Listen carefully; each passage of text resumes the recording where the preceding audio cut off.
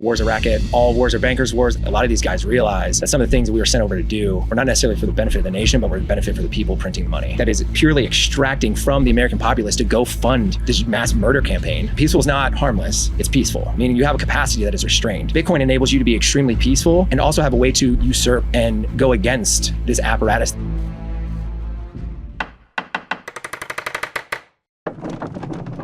What's up, freaks? Thank you for watching and joining us. Make sure you like and subscribe. And I also want to make you aware of the TFTC Roundtable. This is where serious Bitcoiners and operators learn how to build leverage with Bitcoin, AI, and the company brain systems that will define the next decade. Get in the room, get in the roundtable, go to tftc.io/roundtable. The recruiter was good at being a recruiter. And then, my ex-girlfriend's stepdad was like telling me sea stories about being on a ship and using rebar to spear hammerhead sharks to like off the side of the ship. So I signed up, fully psyoped into freedom, played a lot of like SOCOM US Navy SEALs on the PlayStation 2 and Call of Duty and all these other things. So I like fully bought into that whole psyop. Very much like, let's go spread freedom and democracy. Yeah. Yeah. Bubba would tell me stories. He was a captain of large ships, and he would tell stories about having like take the ships down the Mississippi into the Gulf and like navigating that. But I forget when he was deployed. I think it was after the Gulf War, like in the 90s or like before 2001. And he would tell stories about it. They would just get commands, just like there'd be like stranded boats in the ocean. They just like use their artillery to sink them.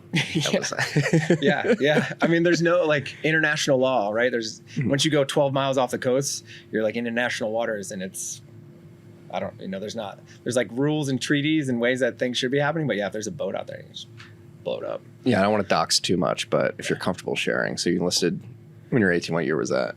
I was 08. 08. Yeah. Yep. And so you got deployed in 2012? I was in boot camp when the meltdown happened. What was that like?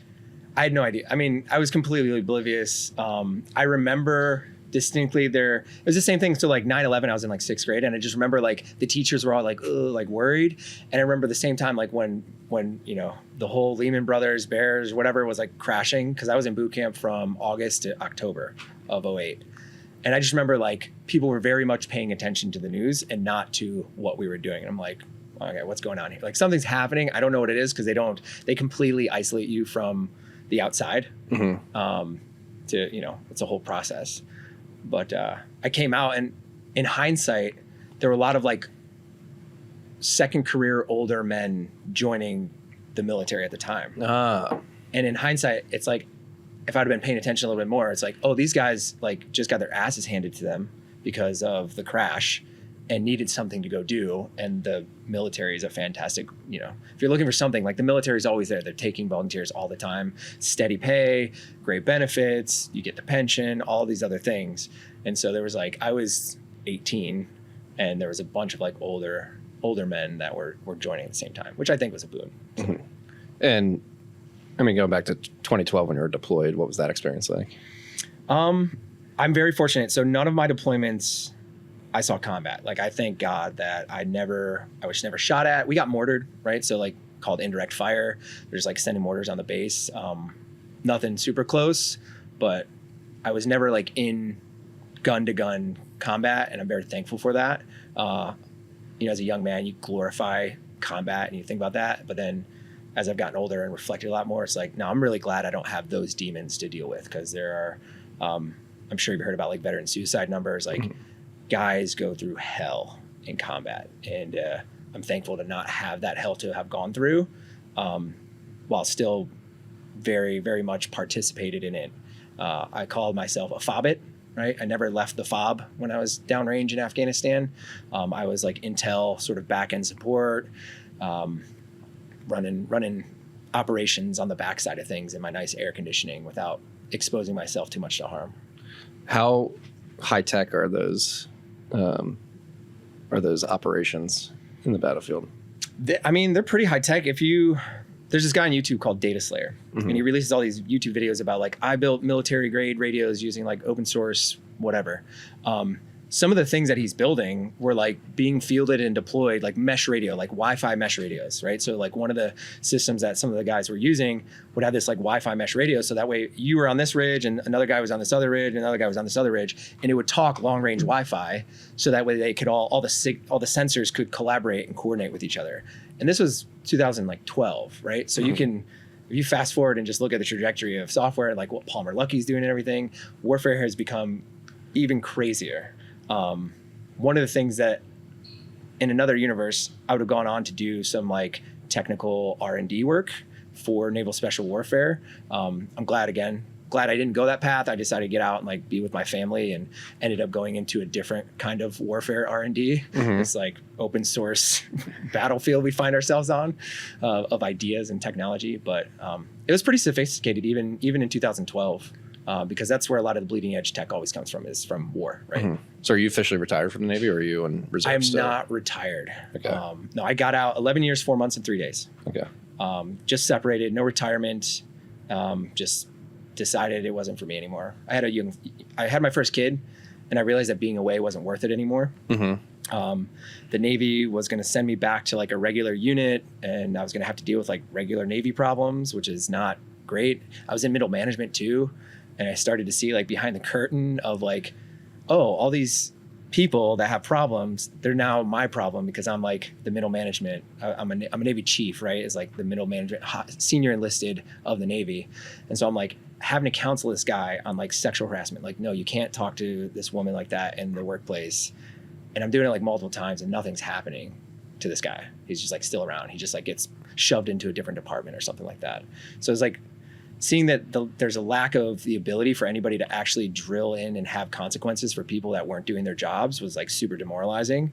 And then also the Navy stopped giving me sort of like what I wanted to do. I wanted to go into like cyber. I wanted to go into these more advanced technical fields. And the Navy was like, no, you're a Chinese linguist. According to the Manning numbers, right? Because everything's just like a number. According to all the personnel numbers, like we need you here to be this job. And we're not going to send you over here because you're too high rank, and the whatever the numbers worked out didn't accommodate that. It's like this weird formula. What are your thoughts on Hegseth and the trajectory of the armed forces under this second Trump administration? You know, I haven't paid too much close attention to it. From what I can tell, I like that there's like an actual aggressive like assertiveness to the military. I think the whole, we're the Department of Defense, but we're going to go out and like conduct offensive wars was just a huge misnomer and like completely misleading. So I'm happy that we relabeled it Department of War, because that's what it is. Hold comments on recent military actions, but I think it is a positive trajectory. I think though that there's still a lot of things to like wash out in the broader complex that is the federal government that are like deeply, deeply entrenched. So I'm cautiously optimistic, but I think there's still some like very deeply rooted entities that are not aligned with like this whole like Hegseth revamp and revitalization. Like they're giving people like tea. I love it. I mean, all my boys were on tea anyway. It's not like I got my one buddy that he's just super big and yoked because you go in and you beat your body into a pulp, and especially in the special operations community, right? And again, I was just like an intel guy. I got to work and enable the special operations guy. So like by no means am I like an authoritative like special operator. So let me just like throw that out there. But I worked with a lot of these guys, and I have a lot of friends that were in this community. And guys, like their body is just destroyed. The reason why the special operations are so good at what they do is they do the same thing over and over and over and over again until you don't even have to think about it. And so you're in and out of helicopters and Humvees and boats and like all these, physically demanding things, your body just starts to tear down. And so a lot of guys would look for other things like tea or, HGH or whatever like juice they were looking for. Like there's a team of Marines in Afghanistan that they were unable to take helicopters because they all got so big and jacked that they were they outweighed the capacity of the helicopters. So they had to always go on ground. Now that's like too far in my opinion, but if you're signing up to like destroy your body for, your brothers on your left and your right, and for the greater good of the nation, I think you should be able to have access to some of these like performance enhancing drugs, we'll call them, right? I don't see any reasons for that. Like, you want the tip top shape military. If you're going to fight a war, if you're going to have a military, like, the purpose of a military is to close and destroy the enemy. To do that, you need to be physically dominant.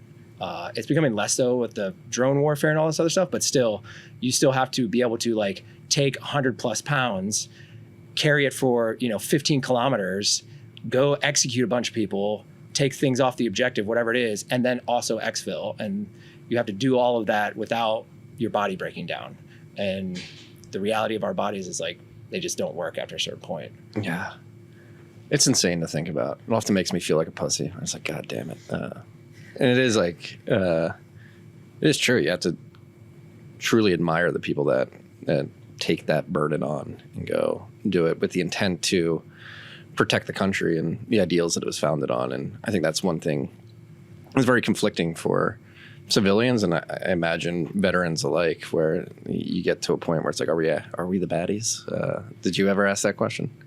Not until after I get out, right? So it's a heavy thing to consider, but I cheered when people died. I don't think that is good for your soul, but it's a reality, right? You're watching the stream, the live stream, basically, of a drone, and then they puff of smoke, dude's gone, and then you all cheer because that was the guy. In the moment, it's fine, but like reflecting on, I'm just like, man, that like, there should be some very stoic sort of like, not a celebration, but stoic acceptance that, okay, job's done, move on to the next thing. But it's not like, I don't think anybody should ever celebrate somebody else dying. Like, that just is, that just doesn't work out. And then you look into the monetary implications of the forever wars and the debt funding and all that kind of stuff. And this is like a huge thing. And I'll say, Bitcoin veterans in general has this sort of thread throughout. Is like, a lot of these guys realize that some of the things that we were sent over to do were not necessarily for the benefit of the nation, but were the benefit for the people printing the money. And that's why Bitcoin is like a huge thing for veterans. And the veterans that finally get Bitcoin understand what's at stake and understand that you have all these tools in your toolbox. And ideally, we never want to get to the point where there's violence, right? We want to be extremely peaceful. Peaceful is not harmless. It's peaceful, meaning you have a capacity that is restrained. Bitcoin enables you to be extremely peaceful and also have a way to usurp and go against this apparatus that is just this beast that's just like churning through people and souls that are, it doesn't stop, right? No. Well, was it the monetary aspect that led you to reflect and think about, or was there a particular moment that you were sitting and reflecting and saying, oh man, what was I doing? What are we doing? The monetary aspect was the first of it, just because there's like some, Smedley Butler has some quotes like, war's a racket. All wars are bankers' wars. That's somebody else, I think. So like understanding that kind of like opened the door for like, oh wow, like this was what I was told we were doing was not necessarily the ultimate motive, right? Even though there might have been some kernels of truth in there, some like good things, some good intentions, it's like, no, man, there was opportunities to have like closed and destroyed the enemy that were kneecapped or halted or whatever it was. And these people, there's a monetary incentive to keep the machine going, to keep, right? All these contract companies, all these logistics and supply companies, like they get paid if they're downrange doing the support and the supply and the logistics. They don't get paid if there's no war, right? That was the first revelation. The second was just like, I returned to my faith in God, and understanding and reading into like what the Bible says and everything like this. It's like, oh wow, there could be a just war. I don't think the wars that I fought in were necessarily just, not at the point that I fought them in, right? Maybe early on you can make a case for it, depending on what kind of theories you believe on the origin of the war, which that's a whole nother rabbit hole. That's a rabbit hole that I don't want to have time for.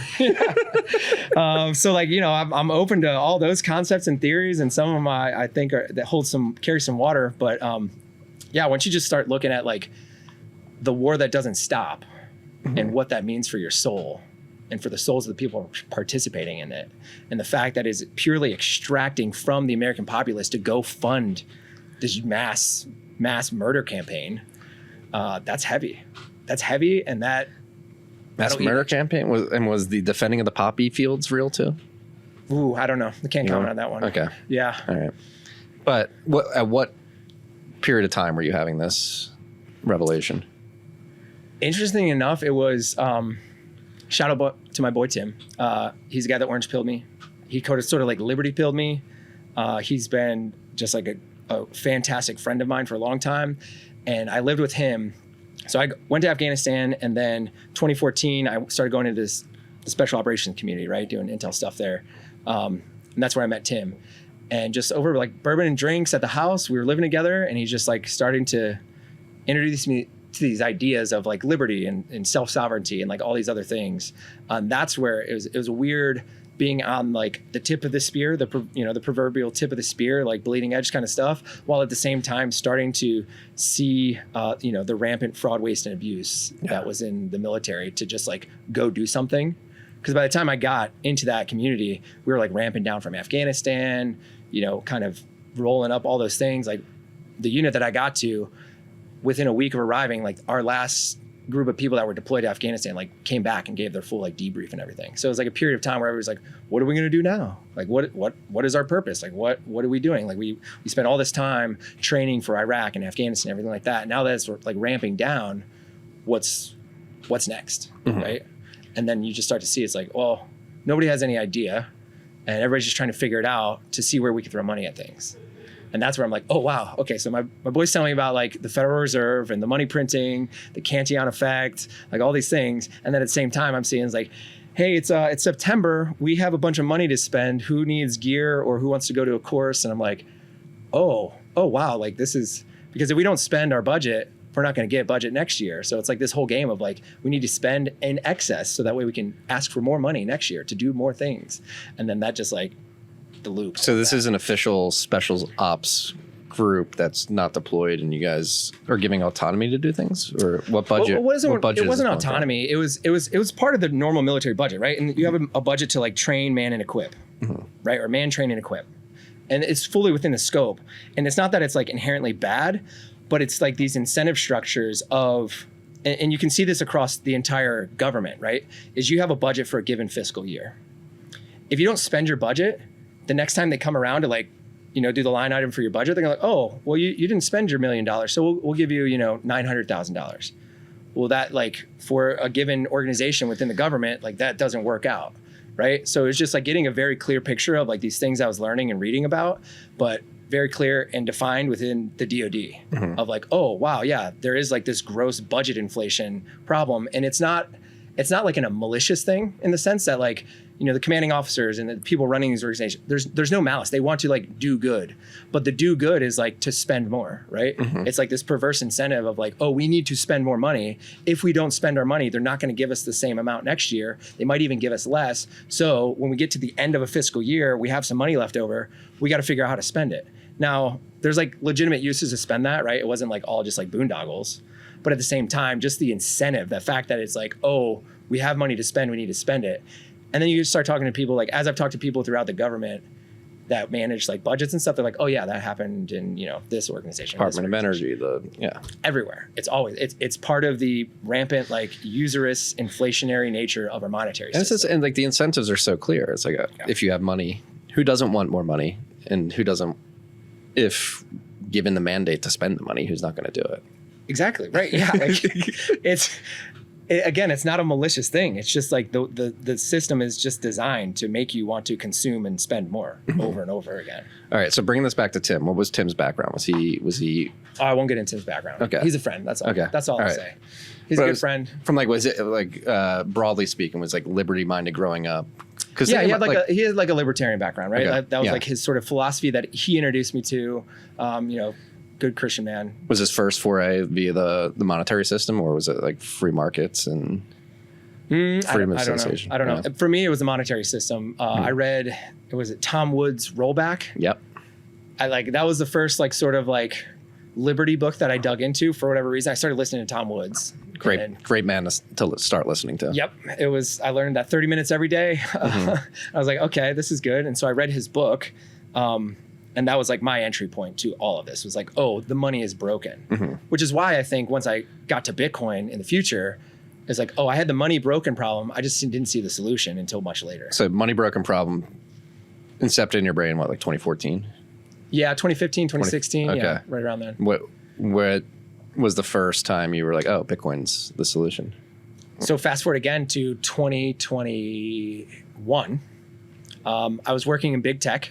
I was in the office because I was essential. And I'm looking for anything that is remote, right? So like, because all these people are going remote now and I'm in software and I'm like doing software engineering. And I wanted a job. And again, Tim's like, oh, hey, bro, check out this crypto thing. So, you know, he did his time as a shitcoiner, but he was like, hey, go check out this thing. So I interviewed at Celsius. Oh, yeah. What was that like? Did you meet They me? ghosted me. They ghosted me. It was fine. It was like, I'm glad I interviewed. I tried to get an interview at Kraken. Like, Dodged a bullet there. absolutely dodged a bullet. I didn't land a job there at all, right? Like I had no proof of work. This is like something I came to realize too, but it got my foot in the door of like the idea. Like I bought some Ethereum, right? Because he was like, oh, you gotta go do some smart contract. You're a dev, you gotta go do this. And then come to find out I need like, I don't know, like $3,000 worth of ETH to like do anything fun or exciting. And I'm just like, what is this? And it costs like $30 to send it to my own wallet and everything. I'm like, I got kids, I can't afford this thing. And so it was like, you know, Ethereum and Bitcoin. I was like, okay, well, let me go check out this Bitcoin thing. Boom, Node was syncing within a day. Like I had my old gaming laptop up and running, downloading the blockchain, doing IBD, syncing. And I was like, huh, okay. And then like I send myself some, it doesn't cost, you know, 30% of whatever I bought. I'm like, okay, what is this? It's all open source. And so I just started like going down this rabbit hole of like, okay, what is this Bitcoin thing? Because to me, it was like accessible and it was like cheap, I guess, which is funny to think about. And so like I just started exploring that and I got onto Twitter again and just started like poking around there. Eventually landed on RHR, right? That was like one of the first shows. I was going to say, I feel like you've been like a ride or die RHR fan like for like obviously many years. Like it feels like longer. I feel like you were like an A1 day one. No, not that long. But you know, I have this blessing of ADHD that I've really learned how to channel and manage. And so like when I get into something, it's like I'm going down the rabbit hole and I'm like free falling. So, you know, I did find a remote job at a startup. It's not worth mentioning, but they laid off like 14% of their headcount after the first year. I was part of that, and I acknowledge why, because I was simultaneously like on my gaming laptop, like managing nodes and like losing money on Lightning channels and like doing Bitcoin Twitter stuff and trying to do my job at the same time. And so I was just like completely checked out from the job because I was like rapidly consuming Bitcoin content.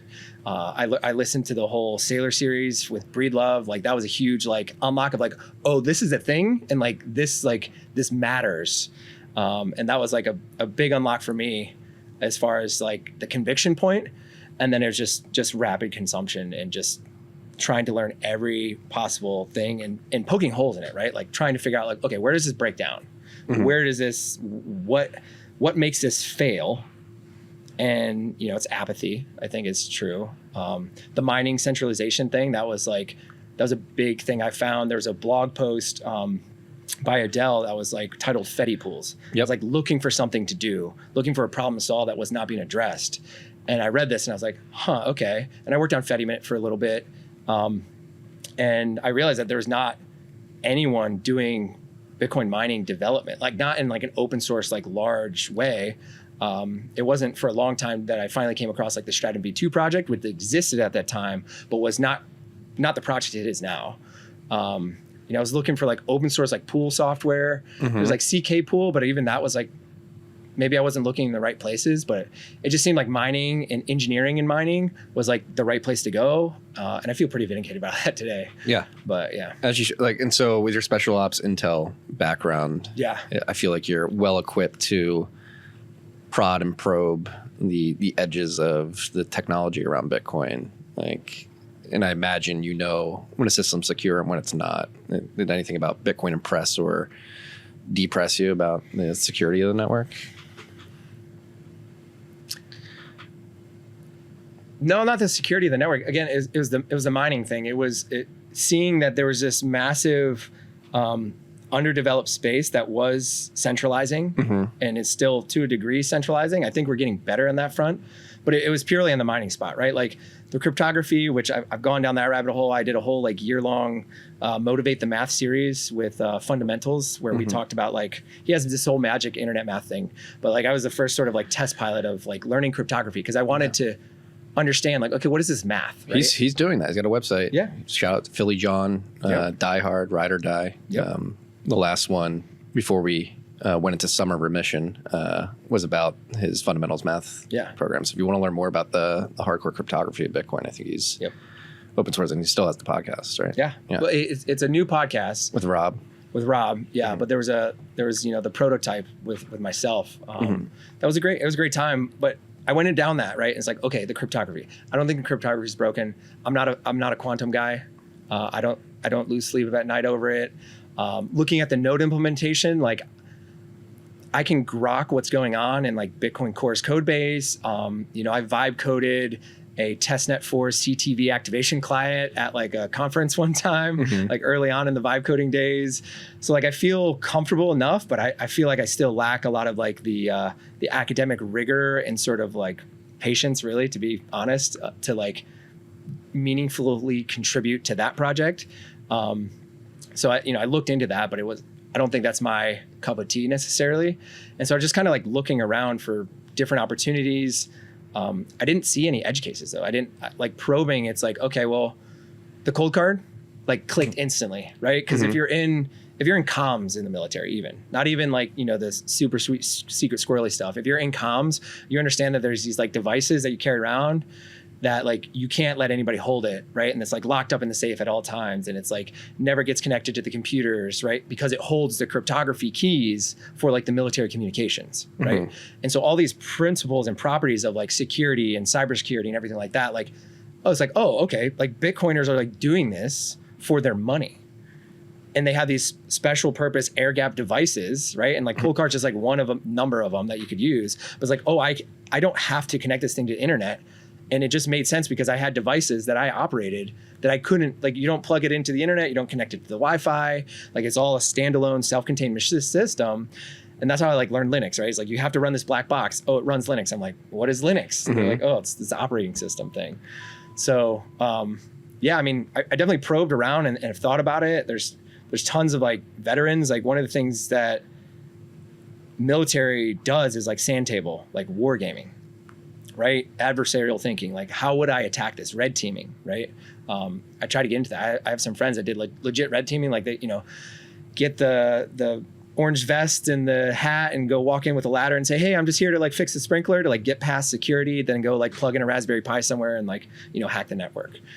So like that kind of thinking definitely is applicable to Bitcoin, but from a technological standpoint, the biggest thing is just like people running the hash rate, running the nodes, holding the keys, right? Not trusting that the benevolent overlords of the custodians are going to like do what is best in the minds of the people.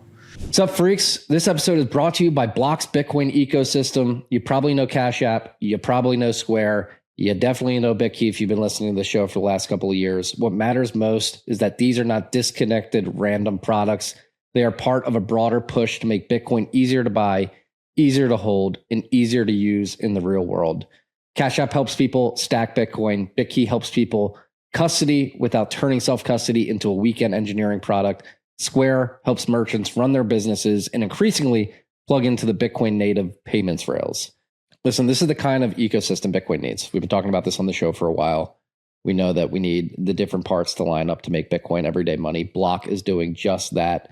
Check the episode description for the current Cash App, BitKey, and Square links. What's up, freaks? When you take Bitcoin seriously, you start with custody. You want to control your keys, avoid single points of failure, and make sure your savings cannot disappear because you or someone else screwed up. That is what Unchained has been focused on since 2016. Unchained is the leader in collaborative multi-sig custody and Bitcoin financial services that keep you in control. They secure over $12 billion in Bitcoin for more than 12,000 clients. That means about 1 out of every 200 Bitcoin sits inside an Unchained vault. Their model is simple. You hold 2 keys, they hold 1 key. And it always takes 2 keys to move Bitcoin, meaning their single key can't access your Bitcoin on its own. Just resilient, shared custody that gives you institutional-grade security while keeping you sovereign. Unchained also lets you trade straight from your vault, access Bitcoin-backed commercial loans, open a Bitcoin IRA where you hold your own keys, and set up personal, business, trust, or retirement vaults. They even offer inheritance solutions built for long-term hodlers. Or Opt for the highest level private client service with Unchained Signature and get a dedicated account manager, discounted trading fees, exclusive access to events and features, and much, much more. If you want a partner that helps you secure and grow your Bitcoin without giving up control, go to unchained.com and use the code TFTC10 at checkout to get 10% off your new Bitcoin multisig vault. That's TFTC10 at unchained.com.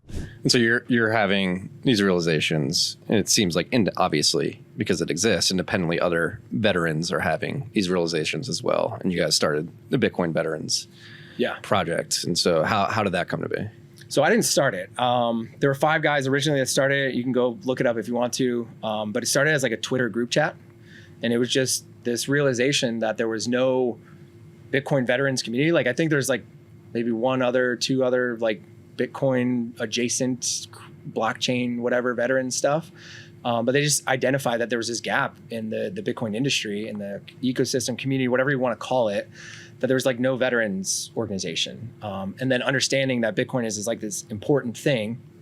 It's like, oh, well, we need to be educating veterans.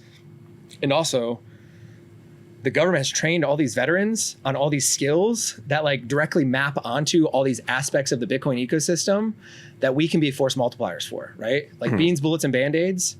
I mean, you're like ASICs, electrons, and like whatever else is like secure enclaves. Secure enclaves. Yeah, exactly. Like, understanding that you have to secure the radio crypto in a certain way directly translates to, it's like, oh yeah, there's my keys. Like I can't let my keys go online, backing up physical security, defense in depth, like all these applicable skills to like, I'm going to run a hot wallet on some HSM somewhere. Well, I better have like these layered security things. It's the same thing the data centers are doing, right? It's the same thing. It's like nothing new necessarily, but the gravity and the understanding of the day-to-day operations of doing that, it's like veterans get that, right? Veterans are molded to be leaders, right? You're taught to step up and get things done when other people are either demoralized or demotivated. You're taught organization, right? Like even if you don't know how to organize things, by the time you reach a certain rank in the military, they've drilled into your brain, this is how you get people to accomplish a goal. This is how you define a goal. If the goal is unclear, you need to go take it back to your commander and be like, hey sir, what are we trying to accomplish here? Let me develop the plan. Let me bring it back to you. We'll reiterate it. Let me go brief it to the boys, and then we're gonna go execute. But first we're gonna like train on this and everything. So it's like the whole thing originated from just like a Twitter group chat, and then it just grew steam. It was like a Bitcoin or Twitter Spaces. So we run one every weekday at 10 a.m. On X now, but this was like back in the Twitter days. We were running one, and it just kind of blew up. Like it was just like a thing. People came in. It was good conversations. We moved from the Twitter group chat over to, we have regional chats on Signal. So primarily it's run on Signal. Depending on where you're at in the country, you will get plugged into a regional chat. Those are veterans only. And then we have this huge list of like topical chats, right? So it's like, you want a gun chat, you want a privacy or self-custody chat, there's like a Tesla owners chat, right? There's a pilots chat. There is a chat for like health and wellness. There, like any of these topics, it's just veterans that are Bitcoiners that are like, hey, I'm super passionate about this. I want to run it. So we spin up the chat, we throw in some of the founding members as admins, and then we make the dude an admin and we say, here you go, run it, right? Like one of the most active chats is like the Bitcoin Veterans of Christ. And there's just like deep theological debates and like all these other things going on. The regional chats are more for like coordination and like, hey, here's a meetup going on here. The event tonight at PubKey, I like threw that out there. It's like, hey, come on out. So there's gonna be some Bitcoin veterans showing up for that. But yeah, it just kind of spawned into this like bigger group, and to the point where we ended up getting a room at the 2024 conference for free, which was awesome. And that blew up. That was a huge success. We had like met vendors in there, and it was like this very like low key down in the basement of the conference, but like very, very high signal event. We qualified people on ham radio down there. And so it just kept gaining this momentum. And then the following year in 2025, we partnered with Bitcoin Park. We're like, hey, can you host like a summit or something like that? And they're like, yeah, absolutely. Right. Park's great. Love the park.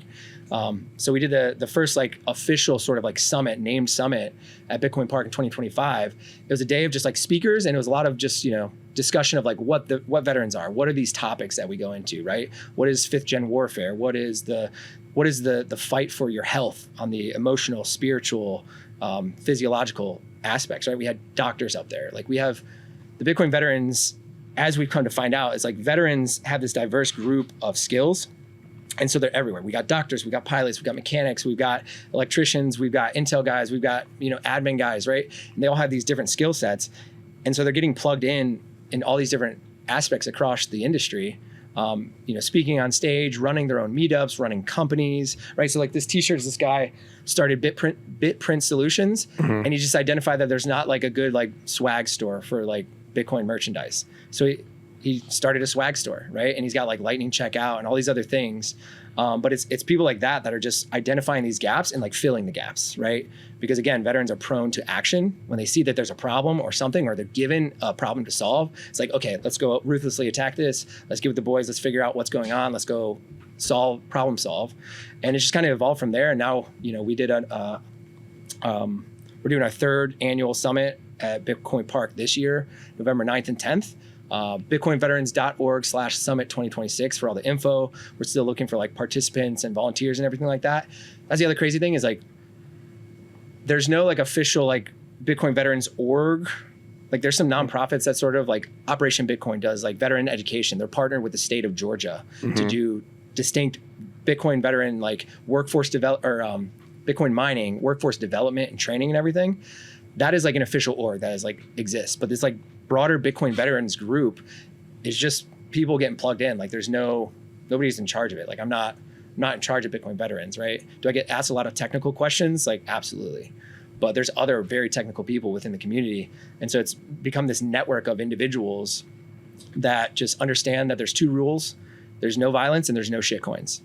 And outside of that, like have at it, bro. You want to do like a Bitcoin veterans pop-up meetup in like Des Moines? Sure, go for it. Call it Bitcoin veterans, but no violence and no shitcoins.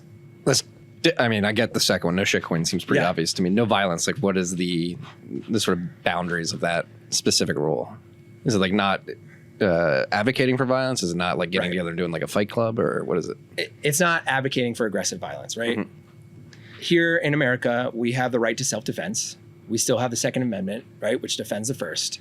And so we have government-sanctioned right to self-defense. That means that we are an extremely peaceful organization. But again, being veterans, we are highly trained and highly capable that if there is violence to be met in a defensive or responsive manner, it's like we're going to be the guys showing up for that, right? We got law enforcement. We've got people that are still active duty. So it's not so much that like we don't practice violence in a controlled setting, right? Like rolling jujitsu or going to the range. The summit, we're going to have a range day. The second day of the summit is a range day at a private range just outside of Nashville. And you'll get some of the best training you've ever had in firearms. So it's not so much like violence, it's like no calls for violence, right? And that's really to curb people coming in, Fed posting, right? Like we're not trying to incite violence. We're not trying to incite a revolution. The revolution is fully underway at this point and is completely peaceful. One of the key things that I believe, and I think a lot of Bitcoin veterans would agree with me, is the greatest appeal of Bitcoin is the fact that I can use this tool as a peaceful means to protecting my family, protecting my community, and protecting my country from those that would wish it harm, right? I don't have to go out and mow down a bunch of people because they wish my community harm. I can just be successful. I can stack sats. I can run a business that is cash flow positive and push all of my excess cash flow into Bitcoin. And eventually I will starve out the parasitic people that wish me and my country and my community harm. And they'll just die a slow death of starvation. And that to me is like the direction that we're heading in. It's going to be a long, slow grind, but that's why you build the community, you build the networks, you build your citadel, right? Learn how to farm. It's not that hard. Learn how to run the meetup. If you're running the meetup in your local area, now you have a network of people. It's like, oh, Billy does goats. Well, we're going to buy goats from Billy. And, Bobby over here, he grows, herbs and stuff like that. And, Joe, it runs like a trash company. So like, we're all going to go and we're going to pay Joe now to pick up all our trash. Not because he's got the best price, maybe not even because he's got the best service, which he's a veteran, he would, but because he is on the same mission and he is ethically and morally aligned on this idea that Bitcoin is money and it is a superior money and it lacks all of these negative aspects of fiat. So we're going to enable the people in our community that we want to win, that will enable us to win by using Bitcoin and funneling Bitcoin into these companies, right? Do you think veterans are more attuned to Bitcoin than other subsets of the population? Yeah, we like pain. We know what it's like to suffer. High pain tolerance. Yeah, high pain tolerance. We say that in the depth of we're at 64K, right? It's like, I'll take 64 today. Absolutely. I came in on the way down from 69 and rode that thing all the way down, listening to RJR every week. It is, my pain tolerance threshold was developed like skateboarding and fighting my brother growing up. But you get used to it. The first bear market was certainly scary for me, but this time around, it's like, it's just another one. And it's not the pain, right? It's the ethos. Everybody that's a veteran stands up and swears an oath to, support and defend the Constitution. That is a thing. You get some guys that'll join. And it's like, okay, we're either going to go to jail or you're going to join. It's like, okay, commendable for you to like sign up and serve, but we're still primarily a volunteer force. And so whether you were sold a lie on what the patriotic mission was, a lot of us, myself included, still believed in like, okay, there's a country and I can serve that country and I can die for that country if needed in the defense of that country. And Bitcoin is now just a new mission and a new tool that enables me to not die. I can flourish. Mm-hmm. I can flourish while still serving others, right? So you get a lot of veterans that are service oriented, right? They just want to do good.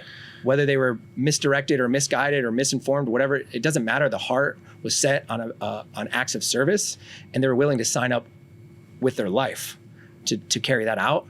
And so when they get out, you lose this entire identity structure. You lose this entire support structure. And so that's another one of the things that Bitcoin Veterans aims to do is like provide a new mission and a new community to get veterans plugged into another band of brothers that say, hey man, we get it. We know you're out there alone on this island. You're struggling with PTSD. You're struggling with whatever it is. Like you don't know how to cope. You don't know how to exist in the world. We've got a community for you to plug in, and we're going to help you uplift yourself. We're going to teach you this new skill set. We're going to try to get you plugged into this new skill set. And by the way, if you listen to us and you stack Bitcoin for 5 to 10 years, you're going to be doing all right.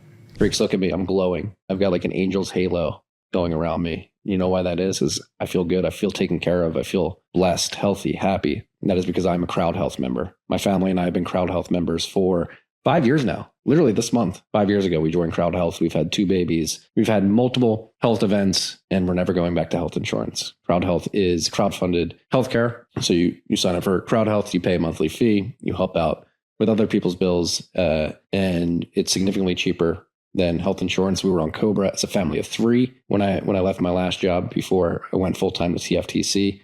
Went on the CrowdHealth. Now as a family of 5, we pay I believe $700 a month. It's significantly cheaper. They're going to negotiate prices lower for you.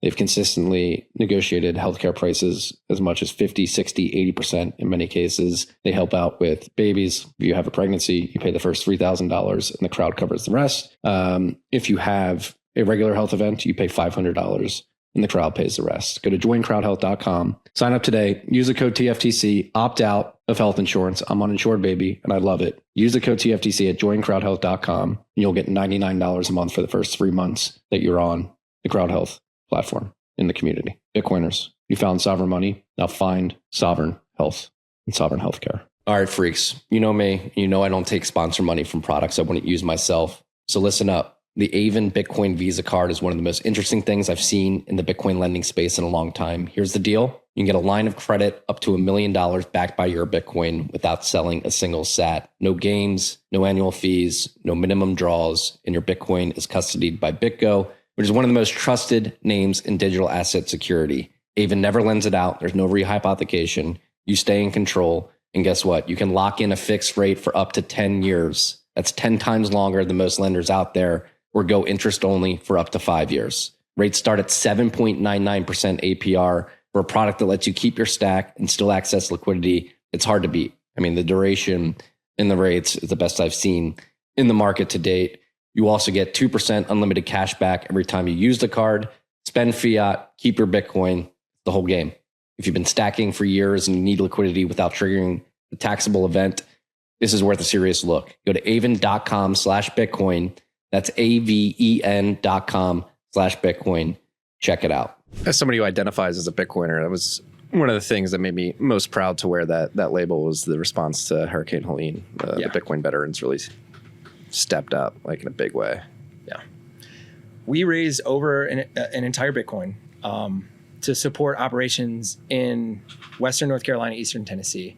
And when I say operations, I don't mean like FEMA and all these other like NGO things. A lot of them are like, disaster scammers sometimes. I don't want to denigrate a lot of it. The other thing to realize is like Western North Carolina is home to a lot of veterans already. And so when we got onto the ground there, and I mean like dudes got in their trucks with camping equipment and like whatever resources like water and food and like extra clothes and blankets, and because we understand what it means to live in a hole in the ground, right? Mm-hmm. You understand what the bare necessities are. Like when you have to take that ruck and throw it on and go like camp in the middle of the woods for like a week with your buddies, you don't want to take extra stuff with you. You know what the necessities are. And so the guys were like packing up trailers, packing up their trucks, driving out there and just making contact with the local people that were already plugged in and knew what was going on. And it just so happened that these local people were this group called Christian Rangers, at least in the area that we were operating. And so we just basically plugged in and said, hey, how can we force multiply you? And by God's providence, I had all these Mesh-tastic radios, these little like off-grid mesh network radios. And one of my buddies, Jordan, shout out to Jordan, I bought like 300 of these from China. I imported them like a couple years back. And he's like, hey man, I got like this like bourbon night with my buddies. Like I'll take 80 of them off your hands. And so I ended up delivering those to him.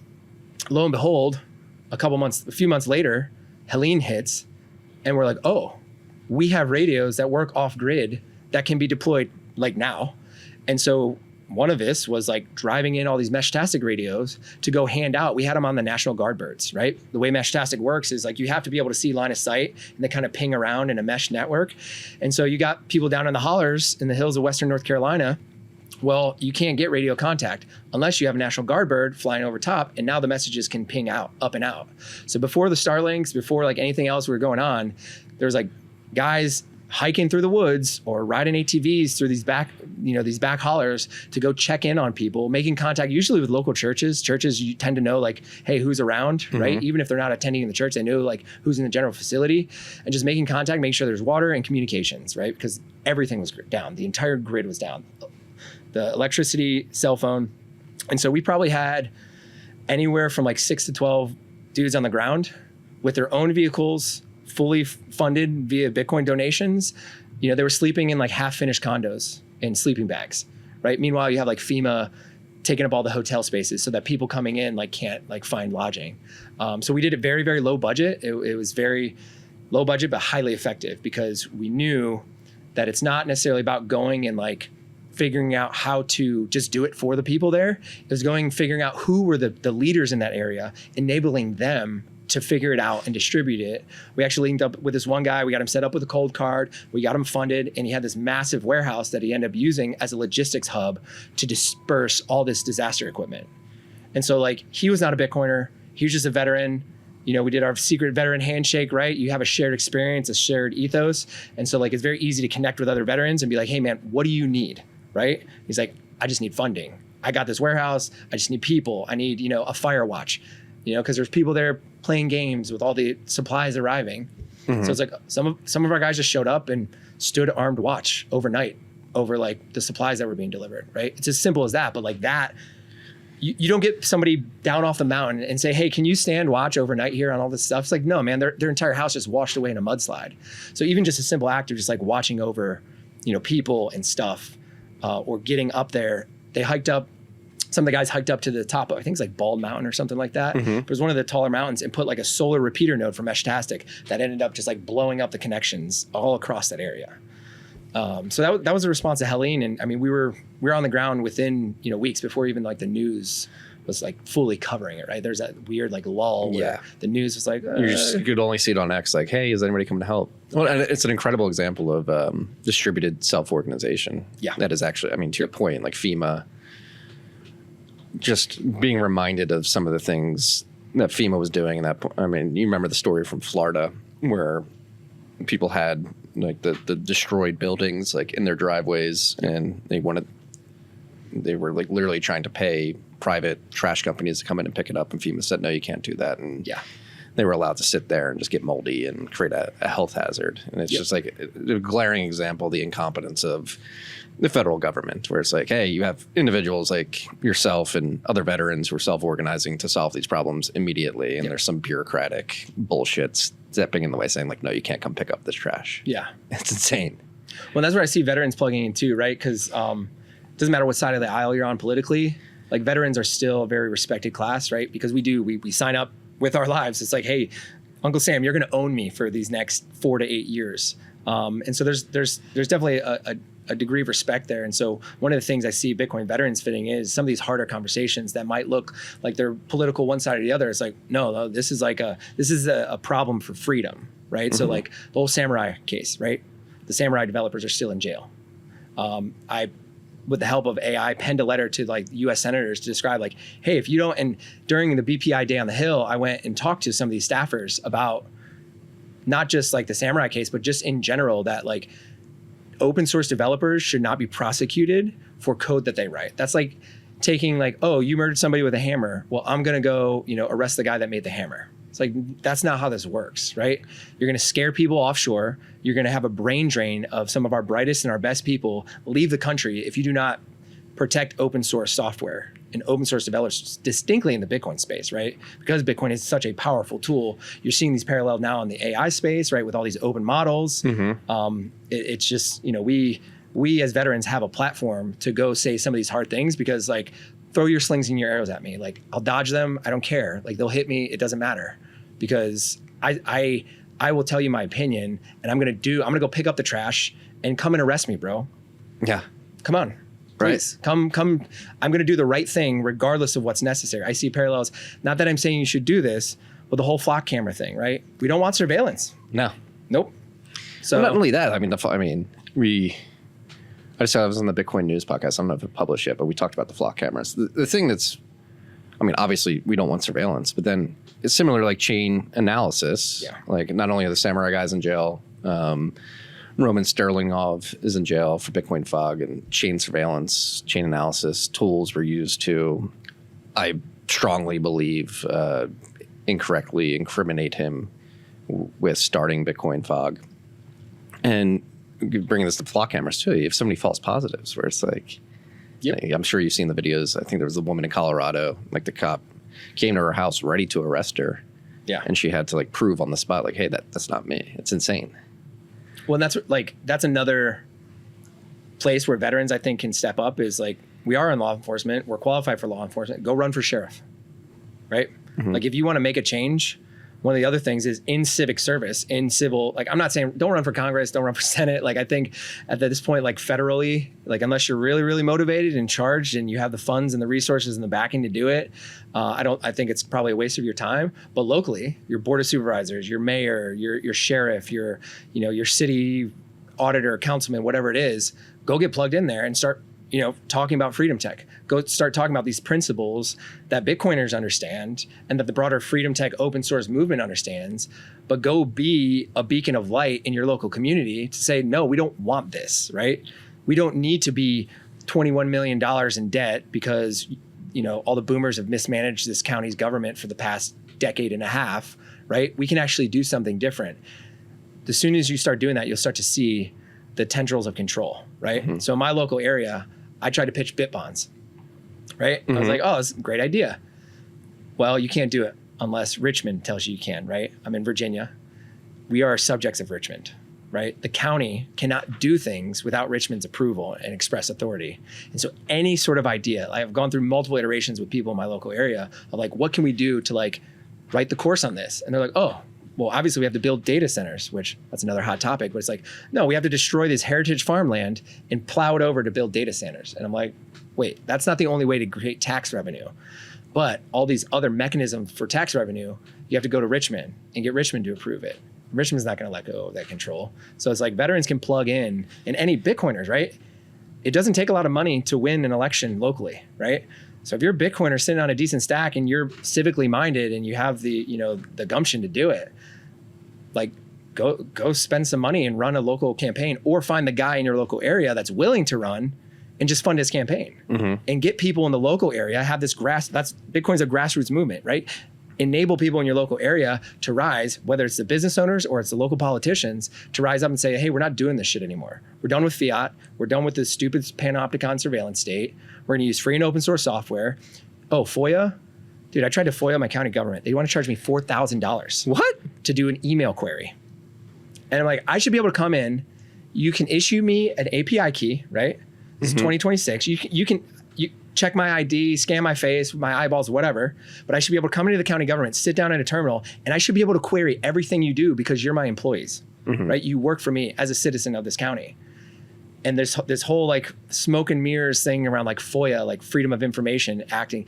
And then they charge you an arm and a leg because, oh, it takes IT this many hours to do the query. And then it takes so-and-so to review the query to make sure there's nothing in there that's like sensitive. I'm like, well, first of all, what is in there that's sensitive? What are you hiding from us? And a lot of the people were like, oh, well, some people like email in that, you know, some like domestic abuse victim will like email in to like seek out help. I'm like, okay, you can flag that one as soon as it comes in. But at the end of the week, everything should be released publicly and I should be able to query it programmatically using my clanker to like figure out what you're doing day to day and who you're corresponding with and who you're signing NDAs with, right? Because I blew up, I did pay for a FOIA request. It was very narrowly scoped. It still cost me like $400. But I found that my local board of supervisors had in fact signed NDAs with data centers, even though publicly they're like, we don't know anything about NDAs. We don't know what you're talking about. And we're like, oh, well, what about these emails that we found? And then everybody's surprised. Oh, wow. It's like, no, you work for us. And the radical transparency that you desire so desperately for the populace needs to be flipped around and focused on you. Well, that's what I was just about to say. It's insane, the inversion of the relationship between the government and the governed in this country today. And we're just, as you're describing, the complete opposite of what it should be. We should be making tyrants uncomfortable again. Yeah. Yep. Well, bringing this back to Bitcoin veterans, I mean, it started as a Twitter group chat, has obviously grown. It seems like momentum is picking up. Like if we're 4 or 5 years into this sort of amorphous, loose association of veterans within Bitcoin, like where do you think it'll be in like in another 5 years? And really with the context of the force multiplier that you described with Bitcoin specifically, like.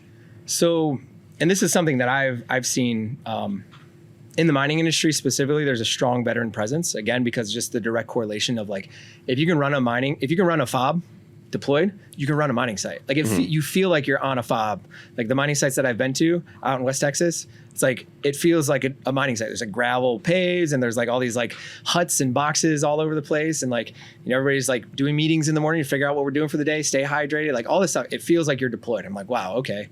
But that's one aspect.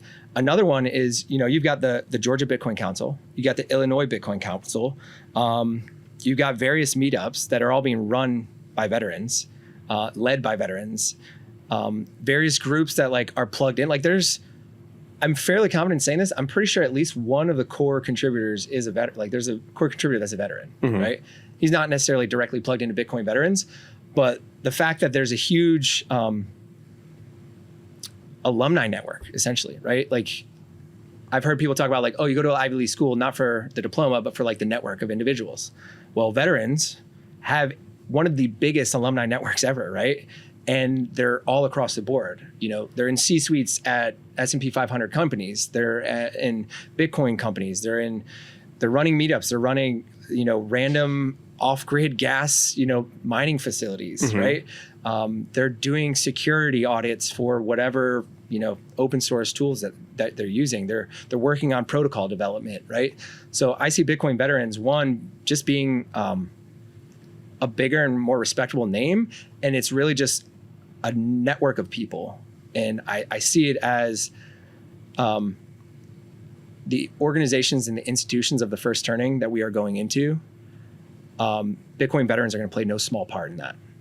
And that's where I see it. That's why I didn't mention it earlier, but I mean, Bitcoin famously has this problem of being a distributed network with no obviously central organization structure. And it's not that I'm calling for that, but I think the skills that you described earlier that veterans are equipped with around organization is desperately needed. And I think you, obviously, I won't speak for every veteran, understand that the distributed nature of the protocol and the governance around the protocol is extremely important, but bringing the organizational skills that veterans have to work within those confines but still get shit done seems like a very massive value add to the network.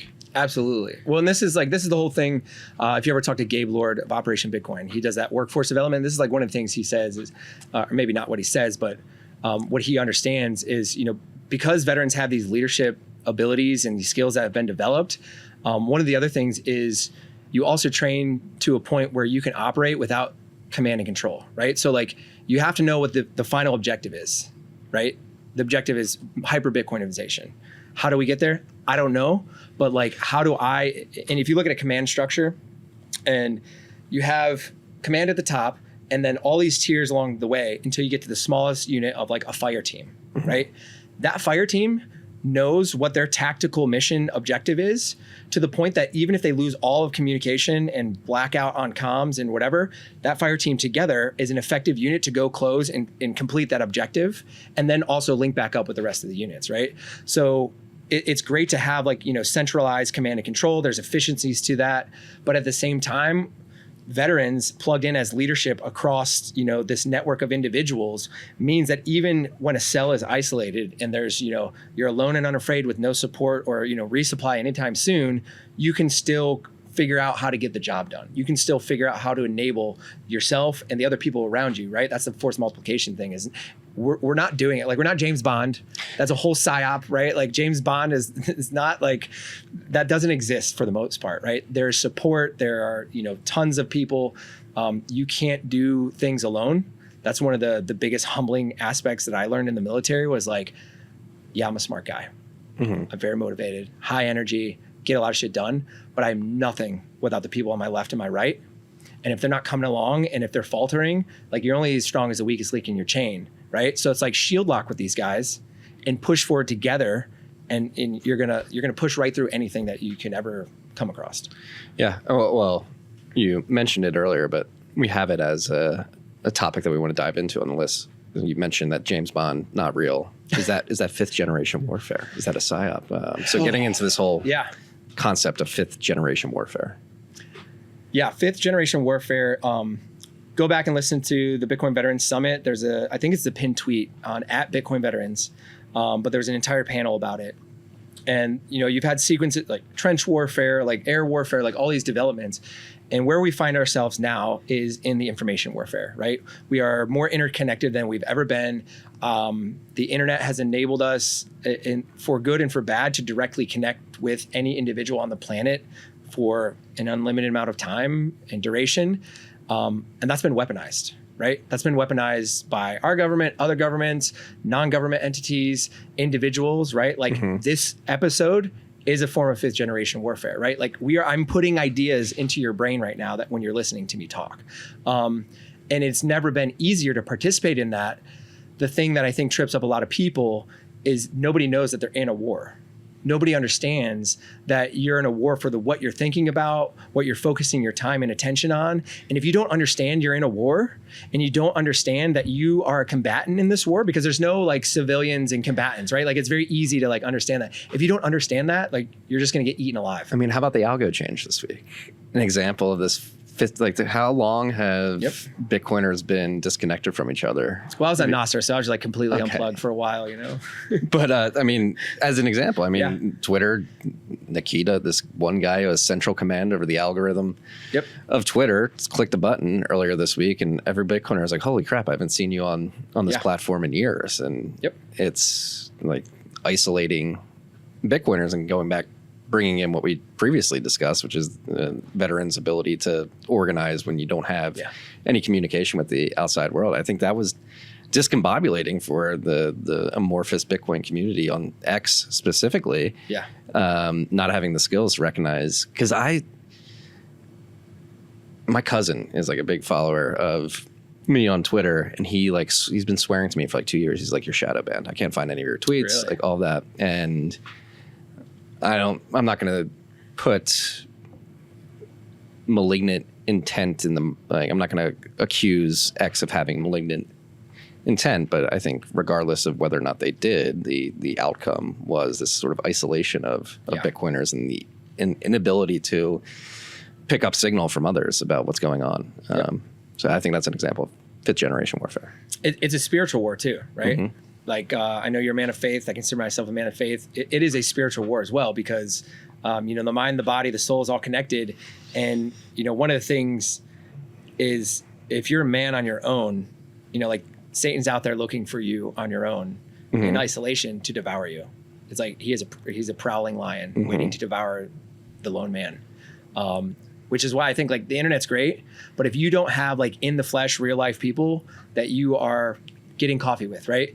Like the simplest thing you can do is find the boys in your neighborhood or in your whatever, right? Like I got some good Bitcoiner friends that we get coffee semi-regularly, but it's like go meet up in person because you will not have the same interactions you do online. We have not evolved or adapted or whatever it is to this digital presence that is, malignant or not, is like sucking our souls into the cyberspace. And I would encourage more people to go to a Bitcoin meetup, right? If you've never been to a Bitcoin meetup and you're listening to this episode right now, find your local Bitcoin meetup, even if you have to drive 3 hours, and go to it just one time. And I don't know how to describe it. And I feel like you could probably test it. There's many other Bitcoiners I feel is like the first time you go to like a Bitcoin event and you show up to a place where everybody is mutually aligned on this fundamental understanding of value, right? Because money is a placeholder for something else. It's a placeholder for value, right? And so Bitcoin as a money means that we are all aligned instantly on the same value set at the fundamental layer. And so now we can build on top of that.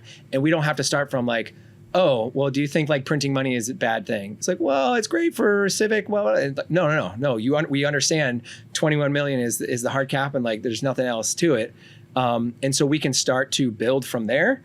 And there's nothing better than somebody in a room with another person conspiring, right? And it's like, well, people conspire and they should conspire in the flesh. And we say this a lot on RHR. If you don't have a local meetup, start your own. And it's funny how God works, because this is the second time this week I've recorded a podcast and I've been thinking about the gospel and the homily at Mass on Sunday, which was sowing seeds. And that's what these Bitcoin meetups do. Yeah. And I feel like there's some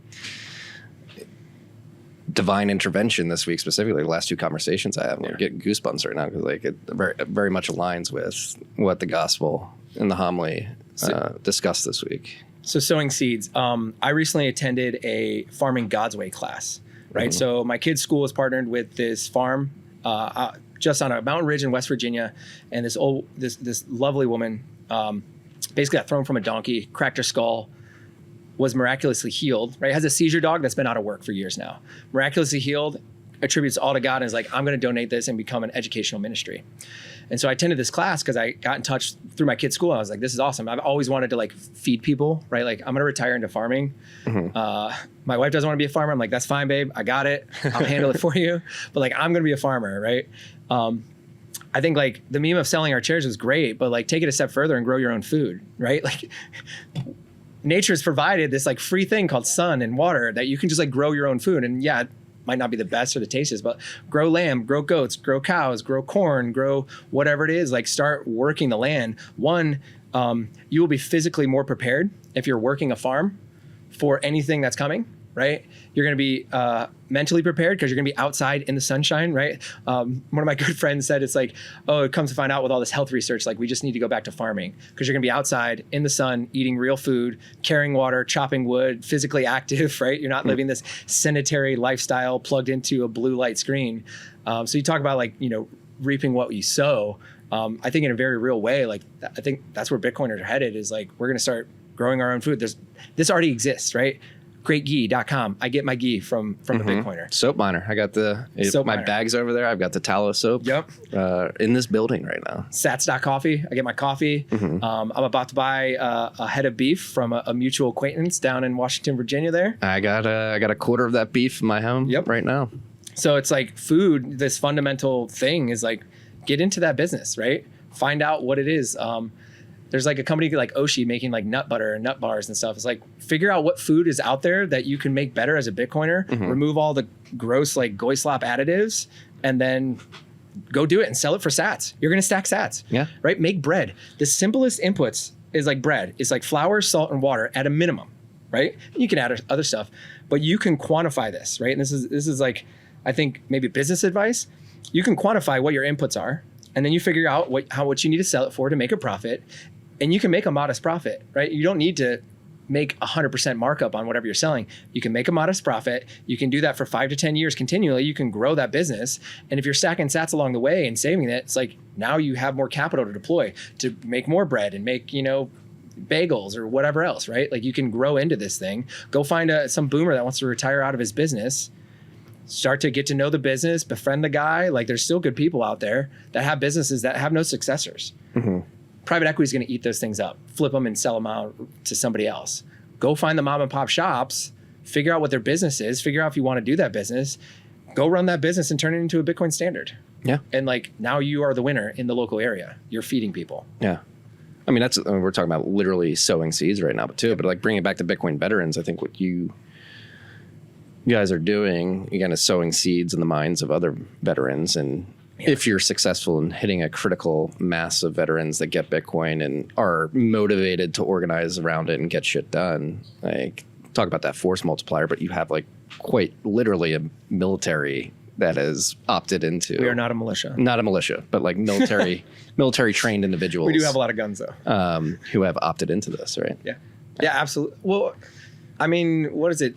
I think Secretary of War or one of the Indo-PACOM admiral was talking about how Papara was talking. Yeah, like it's there, dude. We're there. Well, all right. This is where we get into what are your thoughts on software? The thesis. I think it's a fantastic thesis. And this is probably a contrarian to maybe the broader Bitcoin veterans group. I think it falls down to implementation, right? Like at a fundamental level, it is database of keys, right? Like it's key management. It's a database, right? Introducing Bitcoin to a cyber system does nothing new or novel that isn't already accomplished by other cybersecurity systems and protocols and practices, right? Like I was saying earlier, like having an HSM that is just a cold card is no different than having an HSM that's not a cold card, right? The same cybersecurity principles apply. I think one of the novel things that most people don't, like most people are thinking of like, oh yeah, I'm gonna secure like my computer with like Bitcoin. I'm like, no, you're not, that's stupid. I think that the whole, pay-per-queue L402 thing, that's legit. Yeah. But again, hash rate defending critical military system. That's like, I know. I got yelled at because I had Jason on, and I have a lot of respect for Jason. Oh, I love Jason. But great thinker. And I think obviously like Bitcoin is a form of force projection on the world. Yep. But like where I will draw the line and say this does not make any sense is like hash rate cannot protect military systems. I think this is where I think there's a there. The idea of a macro computer, right? Because if you zoom like this phone, right, there's like tiny resistors and like different electrical components that are essentially controlling the flow of electricity, right? That's what like chips are doing, electrical components are doing. And I think there's something too, and Bitcoin mining is not like the only aspect of this, but I think because Bitcoin mining can saturate a shit ton of energy in one go, you might be able to zoom out and essentially use Bitcoin mining as a macro scale electrical component that can be observed, like observed at a macro level to check the state of it, right? Because that's essentially what the electrons are doing here is like you're checking the state of the electricity flow. And this is like gross oversimplification, but you're doing that at a micro level, right? Microchips. I think there might be a there at a macro level where you have the entire grids can be observed in a given state of electrical flow, and Bitcoin mining would 100% plug into that as in a one of the electrical components. So are you talking about like leveling out drawl on a grid system? Or Sure, that's one aspect, but it's not the leveling out. That's like one aspect of it. It's the reason why a certain pixel appears on your screen is because certain electrons are flowing and arranged in a certain way and are observed in a certain state, right? Macro scale now. And this is like, when you have a planetary grid, one, there's the balancing aspect to it, but like when you have a planetary grid, what would be the best way for you to project signals beyond our solar system? Radio waves? Maybe, right? What are radio waves? They're just electromagnetic pulses, right? They're going through the medium that is the air, that is space. Lasers? I don't know. The way that your phone modulates electricity to make the antenna vibrate in a specific frequency to send those waves out, I think, and this is like a theory. We're getting cosmic here. We haven't gotten cosmic on the show in a while, but I like it. I think Bitcoin mining plays a huge, like you look at Bitcoin mining with the SMRs and all this other electrical infrastructure and grid. And I think you can get to a point where we can signal like way out there using massive energy grids, and people from a distance galaxies away are able to observe the given state. And this is where like it gets a little cosmic, because you have to worry about like the time dilation or the time, whatever it is, between those two observation points. But like nobody's going to be observing from like a galaxy away, like my iPhone.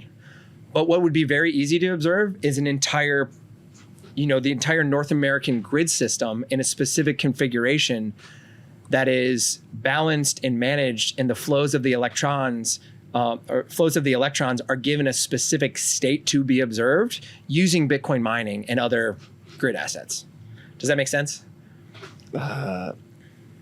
Macro chips. I'm planetary scale macro chips. I might not be mentally equipped enough, intellectually equipped enough to. So like a transistor in a chip, right? I know. Yes. Right. It's a flow. It's either electrons are flowing. You would redesign the grid. And that's like where my mind's going. It's like, okay, I can see you design the grid, and basically the idea would be like no electron is wasted to a certain extent. Yep. Like what I'm thinking through, like getting autistic about this, is like, okay, what if you need to add like new forms of hardware that pull from the grid? Like that messes up the state, right? There's new transistor gates, right? Like it's like fundamentally it's like the gates open or closed sort of thing. Okay.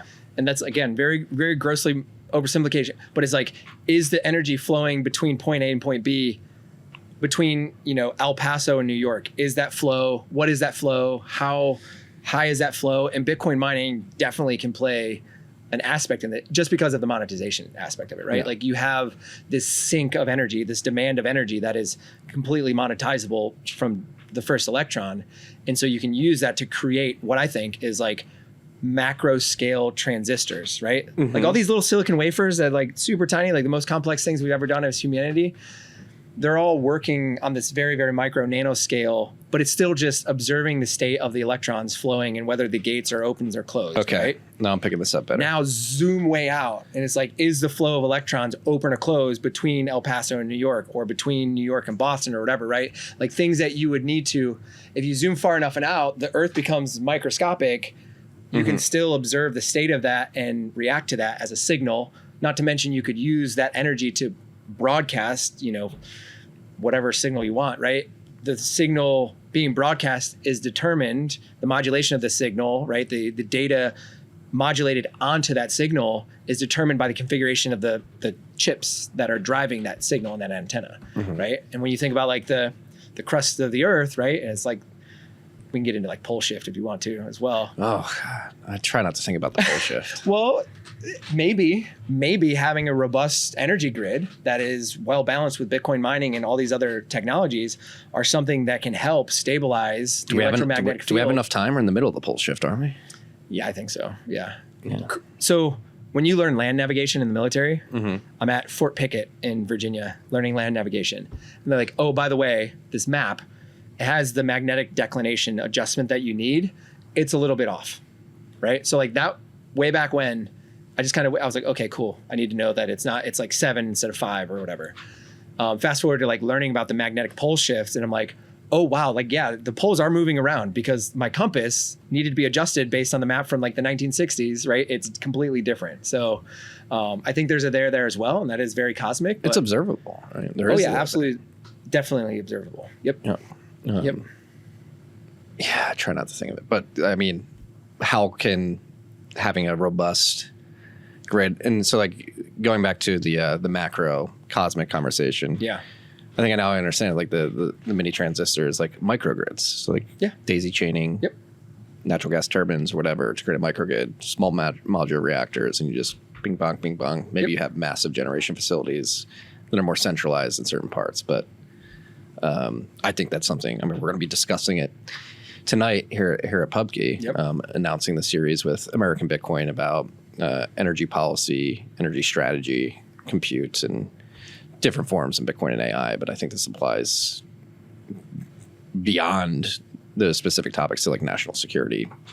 Absolutely. At the pole shift level, like the security of civilization, broadly speaking. We can't rely on Elon. Elon's going to do a lot more cool shit, I think, but like he is but one man with one team. So it's like we need a lot more people active and engaged on space exploration, energy infrastructure. I'm fully bought into the whole, like, we need a grid renaissance. I was reading a book called 1 Second After. Have you ever read that? I've heard of it. I haven't read it though. It's fantastic. Well, you'll get there after Mandibles. It takes me a while to get to the books. Yeah. 1 Second After, basically, like the whole, and it's been out for a while, so I don't mind spoiling it, but it's like a nuclear bomb detonates in the atmosphere above the eastern seaboard and wipes out all modern electronics, right?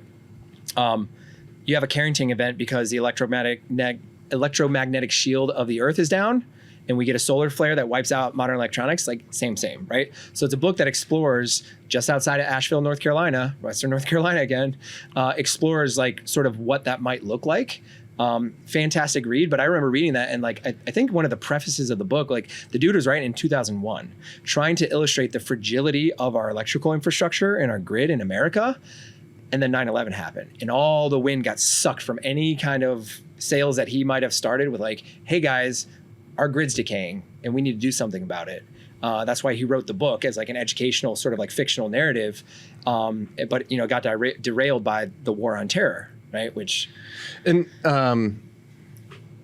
So I got here last night, had a great dinner and then drinks after. I won't say who, but there's people, obviously we have this event again tonight focused on energy policy. And but I was talking to somebody who's involved with one of the major utility companies in the country. And we were talking about the fact that a lot of the conversation around energy has become partisan politics, where it's like, how do we get away from making energy a partisan issue when it's literally has nothing to do with politics. It's just about human flourishing. Like, how do we educate people to understand that problems like the one explained in the book, 1 minute after? 1 second after. 1 second after. And create a sort of optimistic energy around rejiggering the grid or modernizing the grid. Like, that seems like something we should all want to get behind. Yeah, I mean, I think if you want to like attack it on one front, it's like, well, if we have more energy production, your electrical bill will go down. Yeah, and it's funny. Like I'm not going to dox him, but I was talking to somebody at again one of the larger utility companies in the country, and I had to explain the Henry Adams curve to him. Which is the Henry Adams curve. The Henry Adams curve is the energy consumption per capita over time. I think going back to 1850. This is one of the charts on WTF happened in 1971.com.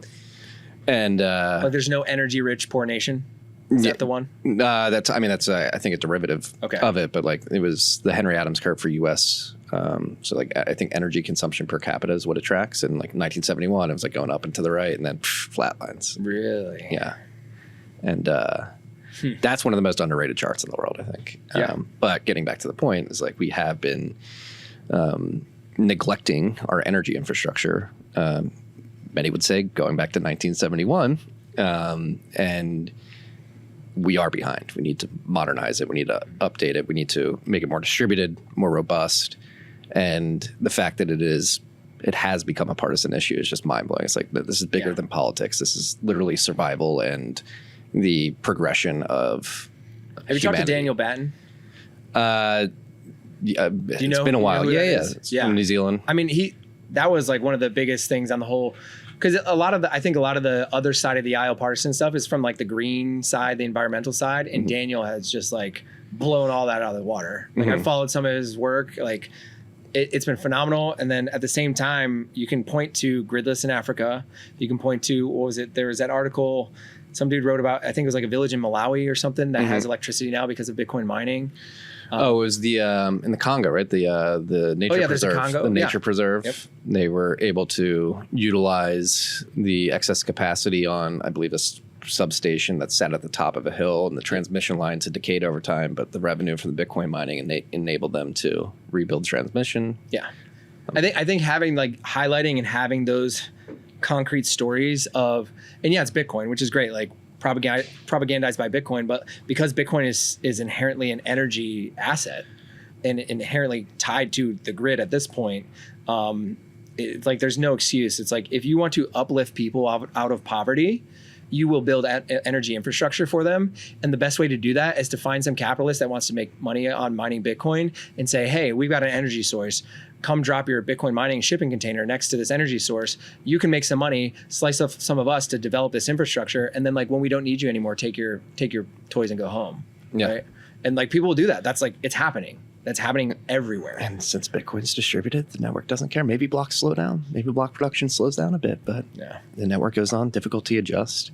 But bringing this back to like revitalizing the grid to be able to survive the consequences of a potential Carrington event or a nuclear bomb, EMP pulse, potentially destroying parts of the infrastructure. Like you got me thinking, like you've heard of Atlantis, and if you're a big fan of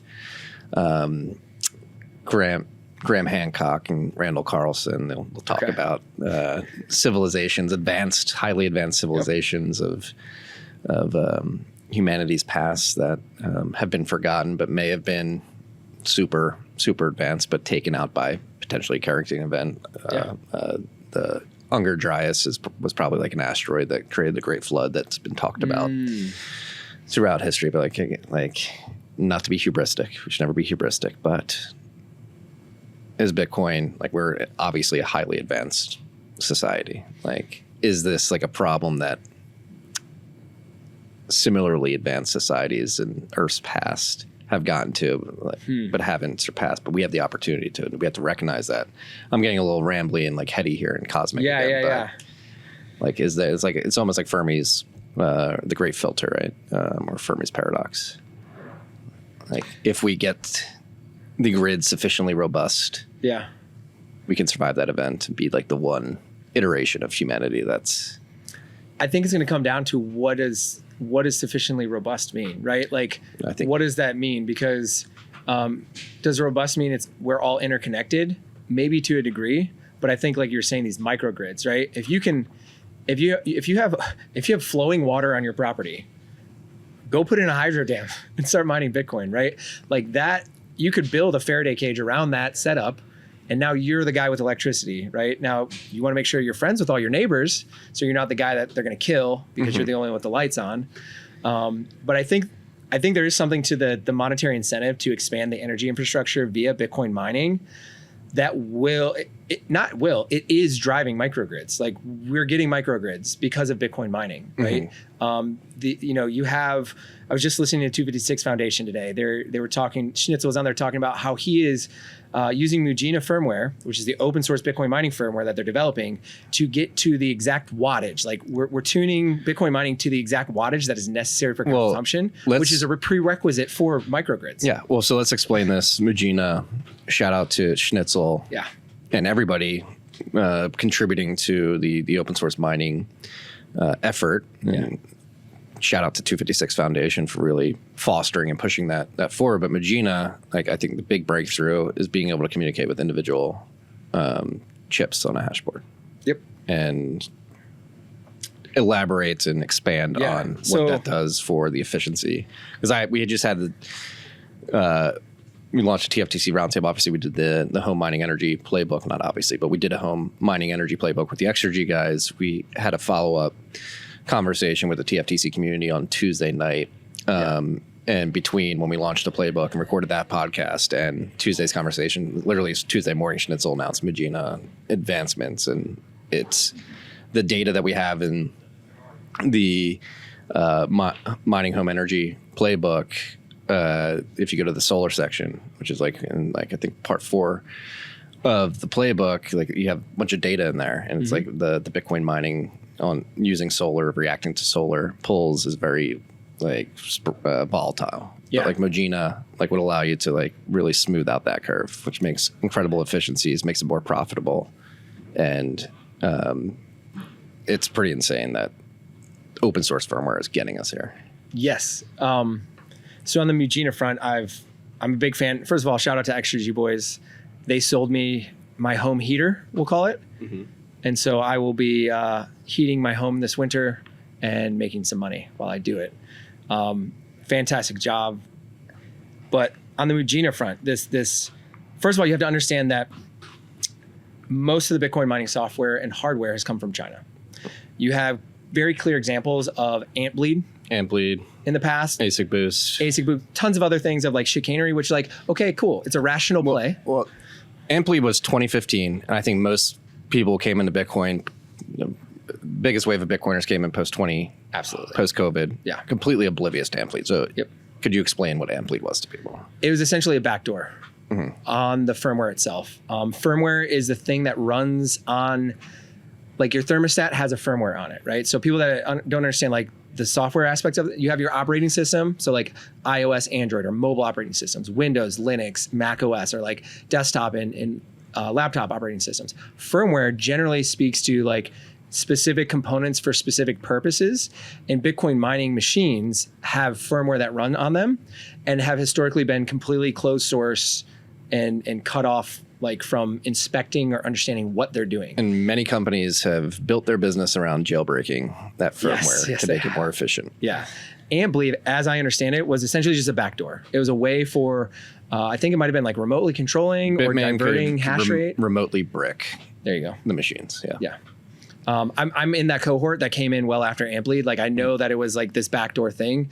But yeah, the fact that you could have a remote entity, because you have to be online to mine Bitcoin, right? You don't necessarily have to be, with recent developments with Stratum V2 and Datum, you don't have to be like connecting your miners directly to the internet. You can connect to your own infrastructure now. So it's way better in that regard. And you can kind of like block it off from, direct control. But generally speaking, most miners are connecting over the internet, meaning they're exposing a port.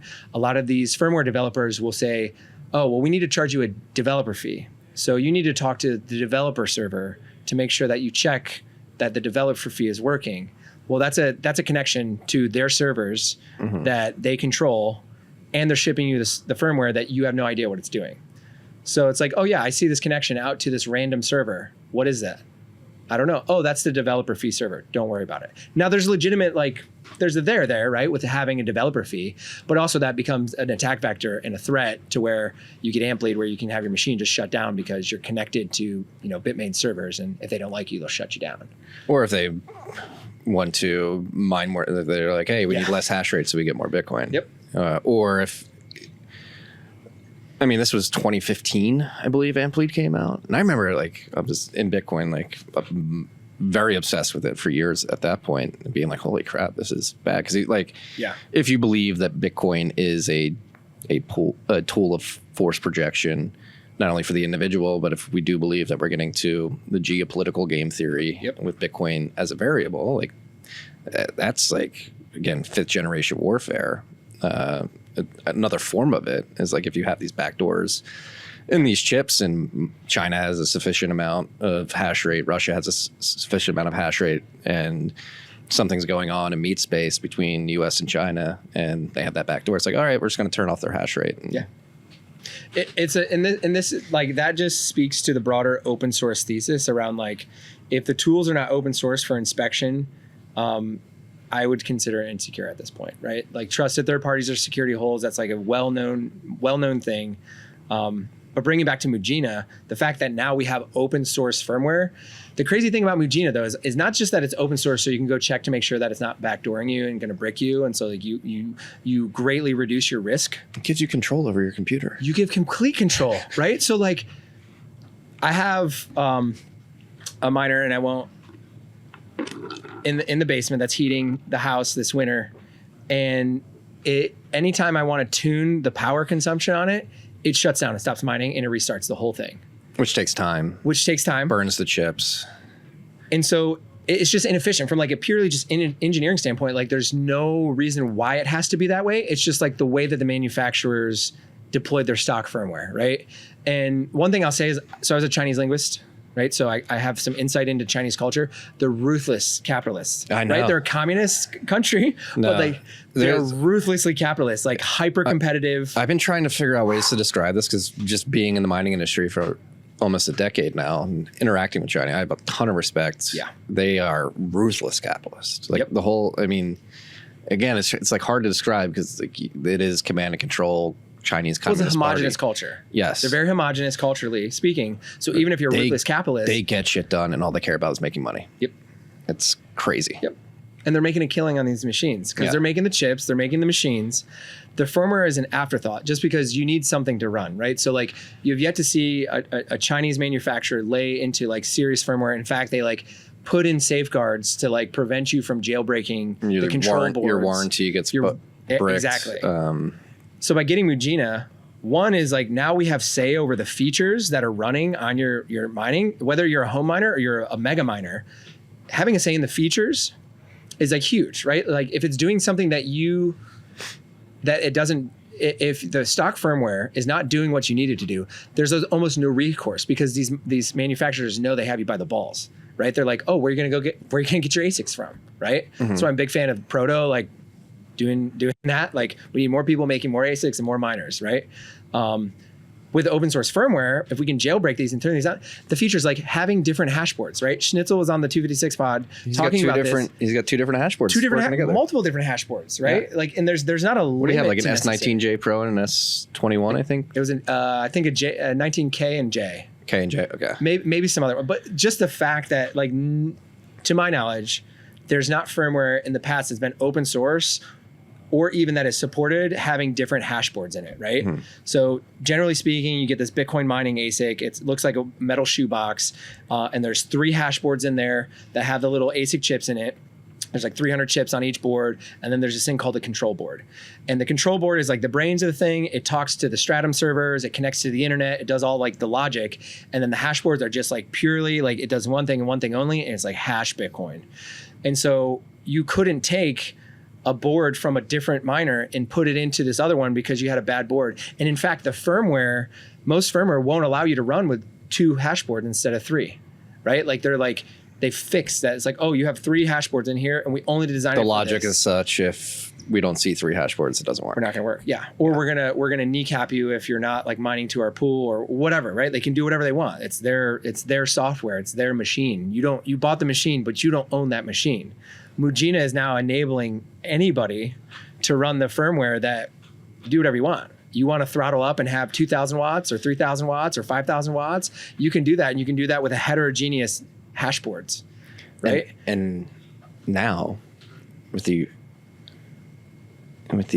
emergence of vibe coding, like now we can get really cool. Now we can get really sci-fi. And like, again, that's very bullish on the XRG team and like the home mining and the open source mining. Like this is, I think, going back to like microgrids and having robust microgrids, like again, making sure no electron is wasted, not only at a behind the meter or off grid flare gas mining, but now like literally at your home. Like you can get as granular as your home, making sure that your energy draw from the grid is as efficient as possible via Bitcoin mining and as profitable, or maybe not as profitable, but No, we're not worried about profit. We're not mining for profit. We're mining for the heat. Yes, it's useful. Yep.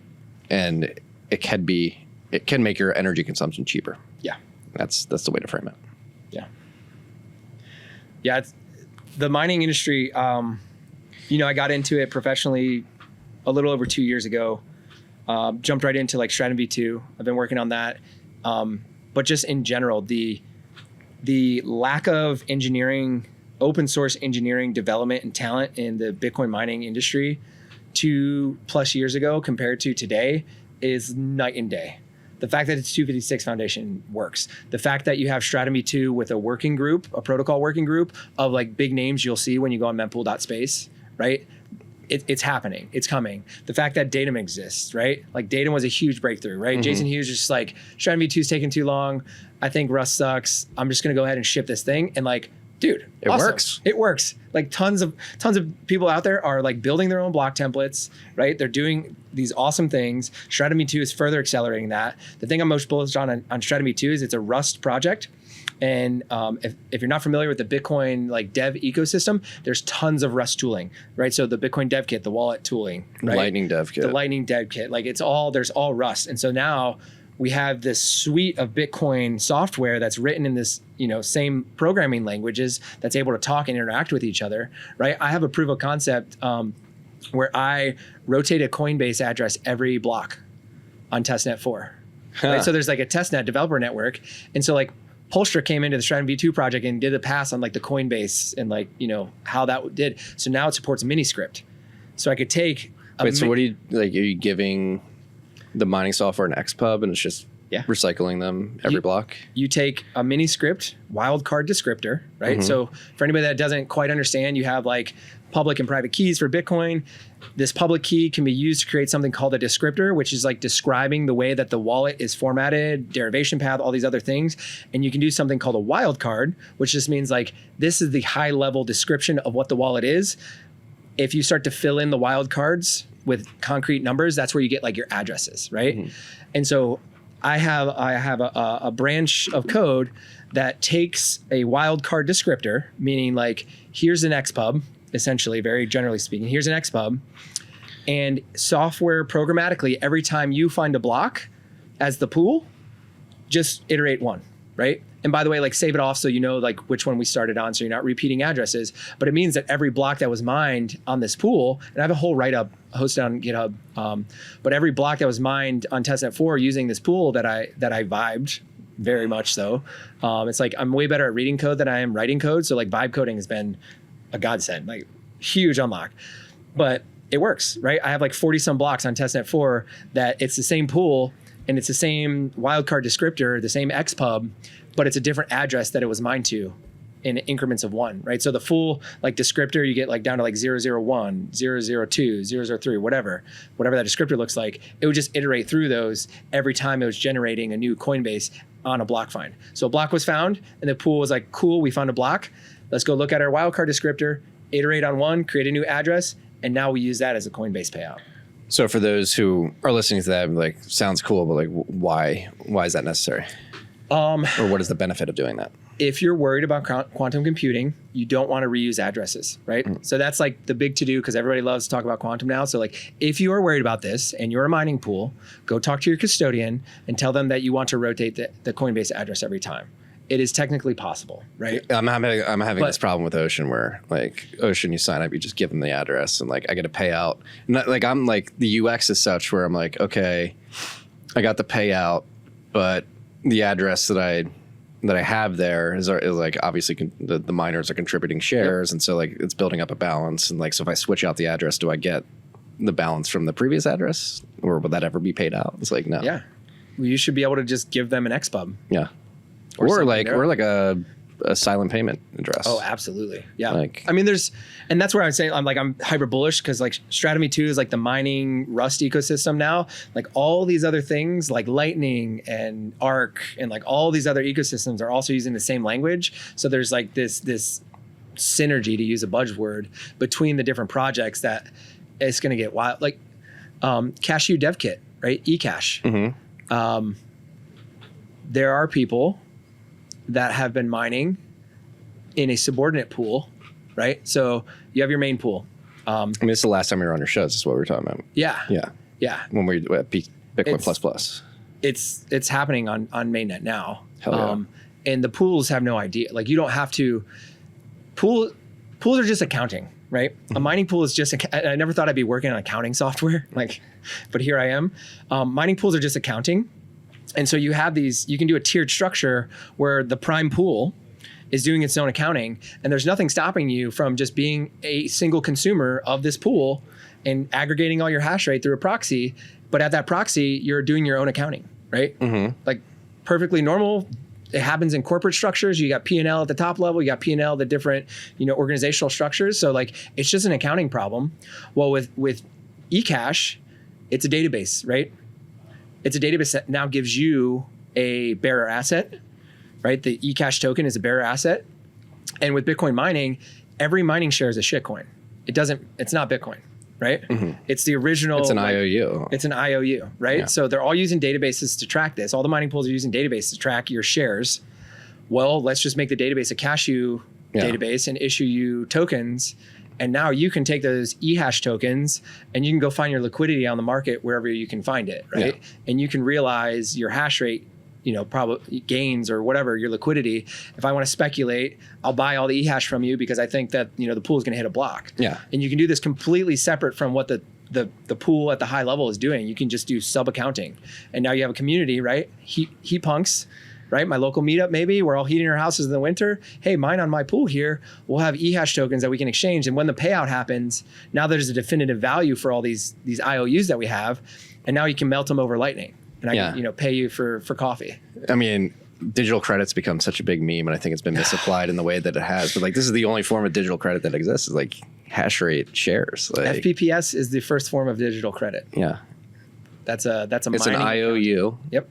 It's like you're contributing hash, and you're basically trusting that the pool is going to give you a commensurate amount of Bitcoin once. And they it doesn't mine a work block. though, right? Like, the FPPS model, as the block subsidy goes down, the guaranteed Bitcoin payout in each block, as that goes down, you need a proportionally larger bag of Bitcoin to float the bad luck variance, right? Yes. Because what you're doing as a miner, when you go to FPPS pool, you're saying, hey, I want you to take all the risk of the luck variance of Bitcoin mining, right? Because you might not hit a block, or you might hit 5 blocks, right? So I'm gonna pay you, and there's gonna be some VIG there, some like that the pool's gonna take to basically carry that risk. You have the alternative, or not the alternative, but one of the alternatives like PPLNS. That's what Ocean's running with Tides. Demand Pool is doing a version of PPLNS where it's like nobody gets paid unless we find a block, right? And Demand is doing this cool thing where they have factored in the subsidy versus the fee, right? So this is, I actually audited one of the initial write-ups of this proposal for the schema where the guaranteed 3.125 Bitcoin is distributed normally via PPLNS, right? But the fee is weighted. So that way you can construct your own template. And if you want it full of juicy JPEGs and you got high fees in there, and I want to have pure Bitcoin and nothing in my block because I don't like JPEGs, your economic weight and reward for the mining pool is heavier, so you should be rewarded more, right? Just from pure economics, like leaving out any other moral principles or anything like that, from purely economic standpoints, if your block template is heavier and juicier in sats, you should be rewarded more. So this PPLNS JD that Demand Pool is using accounts for that in their mining share accounting. It says, hey, we're going to pay out when we find a block, but we're going to factor in what your block template looks like, right? So if you have a heavier block with higher fees, you're going to get a heavier weight in this payout mechanism. And is that determined by the heaviness of the block versus the expected heaviness of the block, or No, it's purely for the heaviness of the block, right? Because in Stratum V2, I'm sort of telling you the block template I'm using. Because what I'm trying to get out there was like, what if somebody didn't have the intent to mine a block that wasn't optimized for highest fees, but they just accidentally mined an empty block or something like that? Like the intent doesn't matter. It's the outcome that matters. Absolutely. Okay. As it should be, right? Like it's cool. Like, cool, you're telling me you're mining me a huge juicy block, but it's actually empty. Well, that's not fair. And again, like, it's great that people can create their own templates. I'm a huge proponent of that, huge fan. But there's still an economic reality to mining that like you want to maximize for fees. And if you're not doing that, if you're opting to do that, you should be rewarded less economically speaking than somebody that is filling their block with fees, right? And I also think private mempools are coming. So that's a whole nother rabbit hole. Elaborate. Not in the way that a lot of people think and that are scared, right? I think what you're going to see is pools of hash. The way they exist now is like slipstream. Slipstream, like huge example, right? Like it used to be, the dude that minted the 4 mega, the first ever 4 mega JPEG, right? That was like a Telegram, hex transaction in a Telegram message to somebody at a pool, right? Like that's historically how it's happened. Private mempools exist. Like you just contact the miners, you can get your transactions in there, right? Accelerate, like via BTC has had an accelerator for what I think will be realized, because the economic incentives align better, right? Because like fees are great, but like running the infrastructure for those kinds of things and like having to manage it, that's an operational cost. What I think private mempools are going to realize is these microgrids that we talked about, right? You're going to have communities of people that are balancing their grid with their hash rate. And you and I are doing business in this community. Maybe we've got B2B deals. Maybe we just got, I'm just paying you for the beef. I don't want to pay a fee on that transaction. We got 100 petahash. Like, what are we paying a fee for? We'll hit a block eventually. And I know you, we have cigars every night, right? Or every week, like we meet up. It's like the physical meet space, the proof of punch, to steal a blurb from MVK. The proof of punch means that like, I'm not here to screw you over. You're not here to screw me over. So we can actually wait to close our books out, right? Like, I don't need to close my books with you.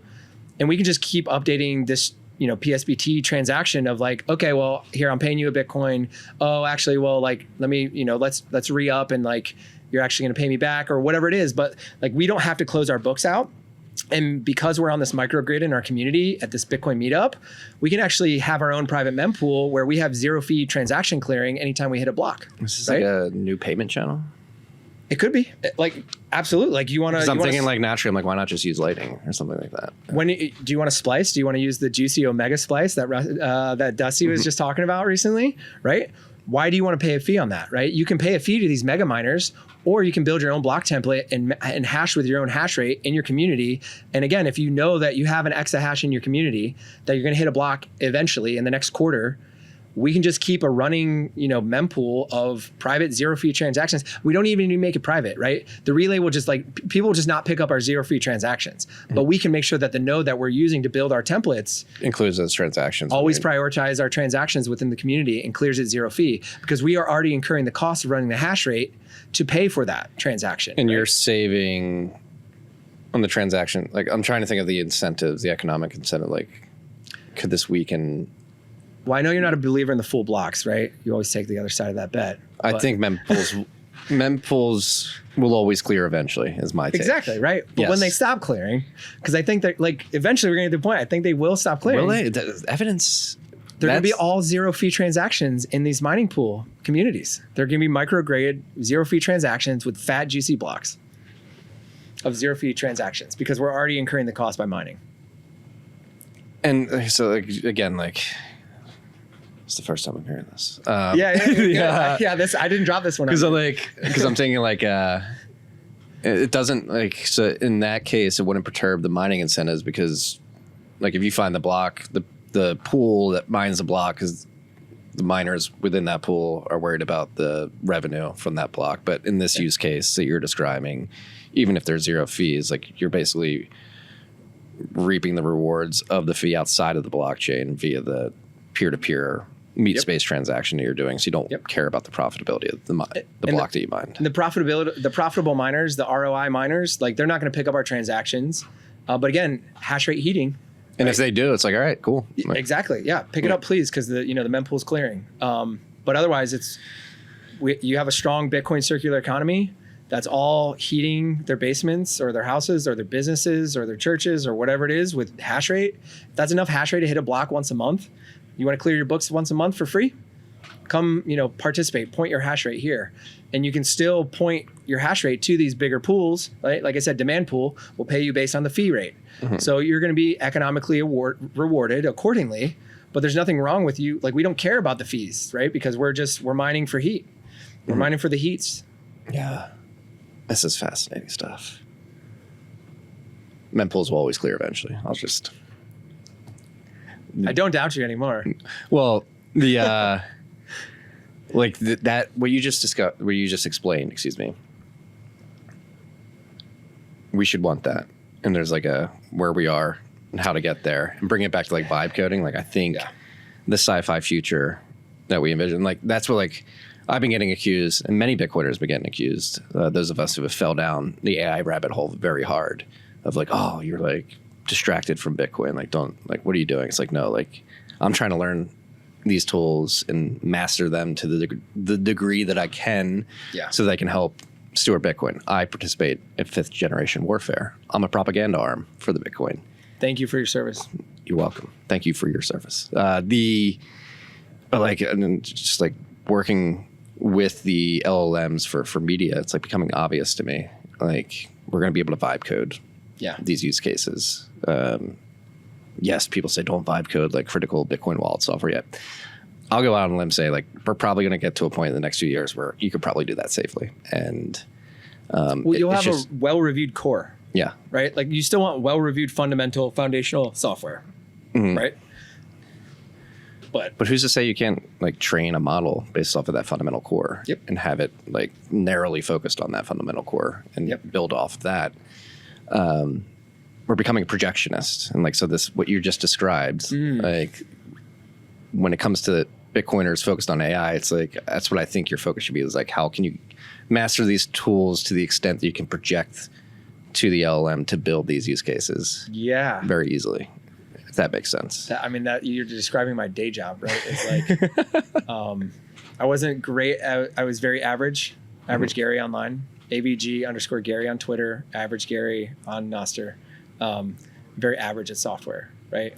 But with an LLM, I know good software versus bad software. I've read enough and I've debugged enough and I've gone through the pain of like learning enough that's like the LLM is now rapidly iterating faster than I ever could, right? Because I just don't have that foundational knowledge people pick up in like CS degrees and stuff of like, oh, just spitting out code, right? Like the boilerplate, like the slog of just like typing it all out. Like I just didn't have that muscle memory. So with AI and with LLMs now, because I know enough to be able to articulate with a good context of like what I want or what I desire for the outcome, and I know how to validate the outcome, right? That's a big piece, I think, in engineering and coding, is like designing and projecting something that you can validate, and then making sure that that validation is the piece that you pay the most attention to, right? So again, like with Bitcoin, the validation is spin up a reg test node and like send a transaction, right? And like, does it work or does it not work?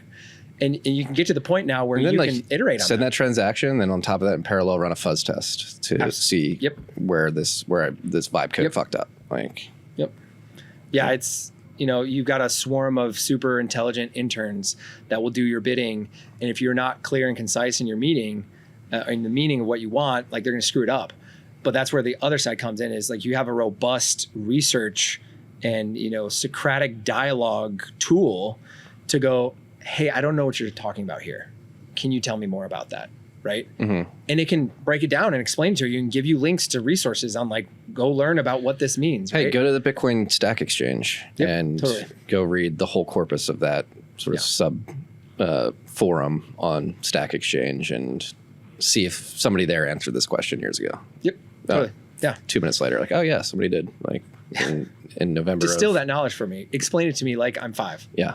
And it will do this, right? Well, this was true back in 2016, but like, can you go do some further research on all the development progression that's happened and make sure that that's not stale data? Like just knowing, again, I that was the conversation earlier, is in the world of AI, like what are the critical skills that people are going to need? And it's like first principles thinking. And well, it's the rise of the generalists, right? It's the Renaissance man now that becomes hybrid. And there's a whole, I think Mike Hobart wrote a book called like The Second Renaissance or whatever, talking about how Bitcoin is going to bring back like this renaissance of art and science and math and engineering and all this good stuff, because we have hard sound money again. And AI is only going to further exacerbate this, because you don't have to be an expert in everything, because you have this tool that can make you expert in the very specific niche domain that you need to be in at that given point in time. And you can use it and leverage the tool and grok and understand in that moment in time, and then move on to the next thing, right? And you just have to be the intelligence becomes the discernment and the articulation of where you're going. Like you were talking about the projection, it becomes what am I trying to accomplish here? What problem am I trying to solve? What are, and figuring out the edge cases or the who has solved it already or anything like that is like, put the clanker on it, man, go out, touch grass, plant your corn, grow your field, come back. And then like, I want to learn, ancient Greek. So it's like, I've got an agent loop, like figuring out what is the pedagogy of like learning a language, which I have some experience with that, but not for this specific one. So it's like, I can go and tell Claude, hey man, I want to learn ancient Greek. Like, how should I do that? Right. I could have sat down and gone through the slog of like watching YouTube and learning blog posts and like all these other things to go learn that and contextualize it. Or you let somebody synthesize and distill it, which I don't think, like there's the danger of like outsourcing the way that you think. But if you know concretely what you're after, AI is going to go get it for you. Well, that's like one of my biggest pieces of advice to people venturing into AI is like, be very cautious of asking advice of the LLM. The way I use it is like, I know what the output should be. Yeah. And I'm using it to help me get that output. Yeah. And I think that's the most effective way to use these tools at the current state that they're in. Who's not to say, like maybe in the future they will be very good at giving you 100% accurate responses. They have the hallucination has gotten significantly better over the last year alone. It's not perfect, but like when I pair write the bent with Martin, our agent. Yep. And I know what the output is. I know what I want to present in the newsletter. And if you get something wrong, I'm like, no, you fucked this up. Like, right. But like I pulled this up. But like, again, it's a week of sowing seeds. Like I was telling you, like the homily and the gospel from Mass this week, it's really stuck with me and come back. And subconsciously, I didn't realize it till like we're having this. I, as you may know, if you listen to RHR, I've become a homeowner for the first time. Congrats. Thank you. Condolences. Thank you. We just did our like big landscaping overhaul for the first time. We've been in the house for like 3 months, and we did it last week. And maybe I don't know if subconsciously, it wasn't subconsciously. Consciously, I've been going out and like watering. Yep. But I pulled that up because I have like my headphones and I have my phone. I have the hose in one hand. I'm like just talking to Martin in the other. Like, okay, we need to get this done. Like, run this process. It's like, yeah. It's it's biblical to work the garden. That was before the fall of man, that we were given work to enjoy in the garden. Mm-hmm. I have definitely enjoyed getting the sun and being able, like having more of my time to pursue that. If you haven't yet, I recommend planting a tree for each of your children, right? Mm-hmm. And you might not see it ever shade you or your kids, but your grandkids will sure be happy they're there. Yeah. We actually have to, one of the trees on our property is dead, so we have to cut that down. So we're going to have to plant a tree. I've got 3. I got to figure out where we can plant 3 trees on the property. We have a massive ginkgo tree in our backyard. And that's awesome. It's so awesome. I've become such... You're crunchy now. Not even crunchy. I'm just like a homeowner now. I'm like, I got to like tend to my land. Like previously, I've been a renter. Welcome to middle age. I'm like, I'm out there like in my shorts and flip flops, like watering the hydrangeas and like enjoying the birds. And you walk by, you're like in the mulch, and you're like, there's this weed popping up and just infuriates you. Oh, dude, we have bamboo in our backyard too, which is good luck. Good luck. This has been awesome. I agree. Thank you, Marty. Thank you. Well, before we end, tying this all back to like Bitcoin veterans and maybe not speaking on behalf of all veterans, but I think for any, or maybe speaking to veterans that are out there, maybe Bitcoin curious, like what is your pitch to them? Go talk to your brothers that are already in the space, right? Like I guarantee you there's some Bitcoiner that you know that's a veteran that maybe from your unit. If you got sucked into all this crypto scams, I'm sorry if you got sucked into that. I actually was talking to a veteran guy this morning. He's going to power wash the house for me. And I was like, hey, can I pay you in Bitcoin? And he's like, oh, no, I got this other shitcoin thing. I was like, all right, man. But he wants to sit down and talk, right? So reach out. Like people respect your own privacy, of course. But I think it's never been a better time to like come out as a Bitcoiner, especially if you're a veteran, to just like go and talk to other people in your life, other veterans, to be like, hey man, this Bitcoin thing's been super helpful for me, right? Maybe they've seen that you're winning and maybe they feel like they're not, right? If nothing else, you can say, hey, here's a leg up. Like this has worked for me. If they're drowning in sorrows and troubles, finding a community and a purpose again is huge. So like, if nothing else, reach out. If you're a Bitcoiner and you're a veteran listening to this right now, or you're just a veteran, reach out to those you've served with, those that you know might be fighting the demons that we all came home with to varying degrees. And give it a second chance. If you've encountered Bitcoin in the past and you're like, no, that's dark web, drug money, or it's a huge scam, it's not. We're winning, and you can win with us if you want. We're going to win. Peace and love, freaks. Thank you for listening to this episode of TFTC. If you've made it this far, I imagine you got some value out of the episode. If so, please share it far and wide with your friends and family. We're looking to get the word out there. Also, wherever you're listening, whether that's YouTube, Apple, Spotify, make sure you like and subscribe to the show. And if you can leave a rating on the podcasting platforms, that goes a long way. Last but not least, if you want to get these episodes a day early and ad-free, make sure you download the Fountain podcasting app. You can go to fountain.fm to find that. $5 a month gets you every episode a day early, ad-free. Helps the show, gives you incredible value. So please consider subscribing via Fountain as well. Thank you for your time. And until next time. Okay.